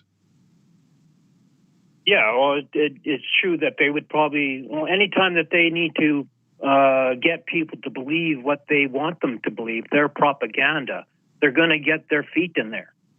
And I think that to think that they're not in there and trying to manipulate it and trying to change it would be pretty naive. And I believe that anything, not all of them, but I think that most of them that believed the Russiagate, I think was obvious propaganda from the establishment. And those that pushed it are most likely working for the establishment because they are really good on a lot of issues. But when it comes down to the issues that really matter to the establishment, they agree with them. And that is... I agree with you on that one. But so take your movement for healthcare, for Medicare, for instance. As soon as it becomes successful, couldn't I say about it that it was an attempt to subvert the establishment because it's a genuine opposition to what's going on in the government, and therefore the government will have likely infiltrated it and taken it over? having that as an assumption completely undermine any real hope of change and any genuine possibility of change, because you're constantly going to distrust everybody around you and can't come to unity. Oh, I don't believe that you got to distrust everybody just because they're possibly in there. You got to look for the evidence to show which are the ones that agree with the points that the establishment are really, really really need to have people believe. Stuff like Russiagate. It was obvious how much it was pushed that was propaganda. And they pushed it so much that it was very easy to see that. And the ones that media places that did push it, that didn't criticize the concept of it, I think. Kevin, man, we're completely out of time. I'm sorry. I wanted to give you a chance to talk. We have to close today's show out. Thank you to everybody for listening. Fault Lines with Thomas and Stranahan signing off. We will be back tomorrow, folks. Fault Lines with Thomas and Stranahan, another one in the record books. Very interesting ending to the show. I'll just say it that way. Let's see. Betray Your Soul, 38. Fist bump. Love your content. Thank you. I appreciate it. Thank you. Michael Williams, your same argument for Palestinians. Your same argument for Palestinians be applied to black people in America. Reparations are owed and should be pushed first. History demands it. Oh, Michael, I agree with you.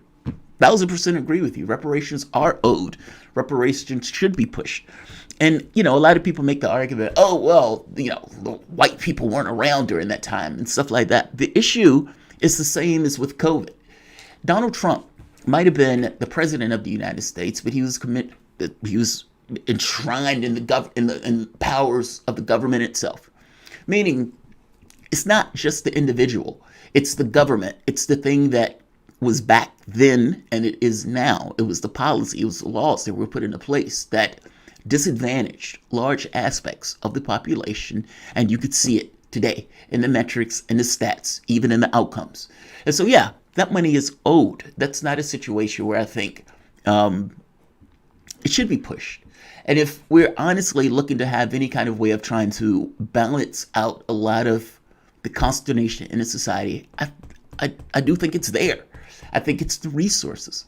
I don't think you can pull that off without putting through other means, such as a Medicare for All program, meaning whether it's right or wrong, even though reparations is owed, you're still going to come into this kind of headbutt with a pushback on trying to do something like that, despite the fact that it is right and correct to do. You have to mitigate many of the aspects of our society. And yeah, I do think healthcare, I do think education, eliminating student debt. I think all of that stuff runs in tandem. But I could be wrong. But I do think reparations is owed. Reparations should be pushed. And unfortunately, it's one of those things where I think we would have had a much better chance of pushing that during the BLM protests. Meaning, if the protests weren't about entirely racial violence from the standpoint of cops, that it went a little bit deeper into the idea of poverty and how poverty drives these kind of horrible interactions with the cops and stuff like that, I think we would have more bang for the buck, especially getting farther along on the reparations issue. But Michael, I don't entirely disagree with you. I just think it's a difficult lift. Wesley Walker. Thank you, Wesley. I appreciate it. All right, I'm going to end this here. Let's see. I'm maybe be back today. We'll see. There's a bit that I have to get done for today. But I'm going to say like, I'm going to say share, and I'm going to say make sure you are subscribed.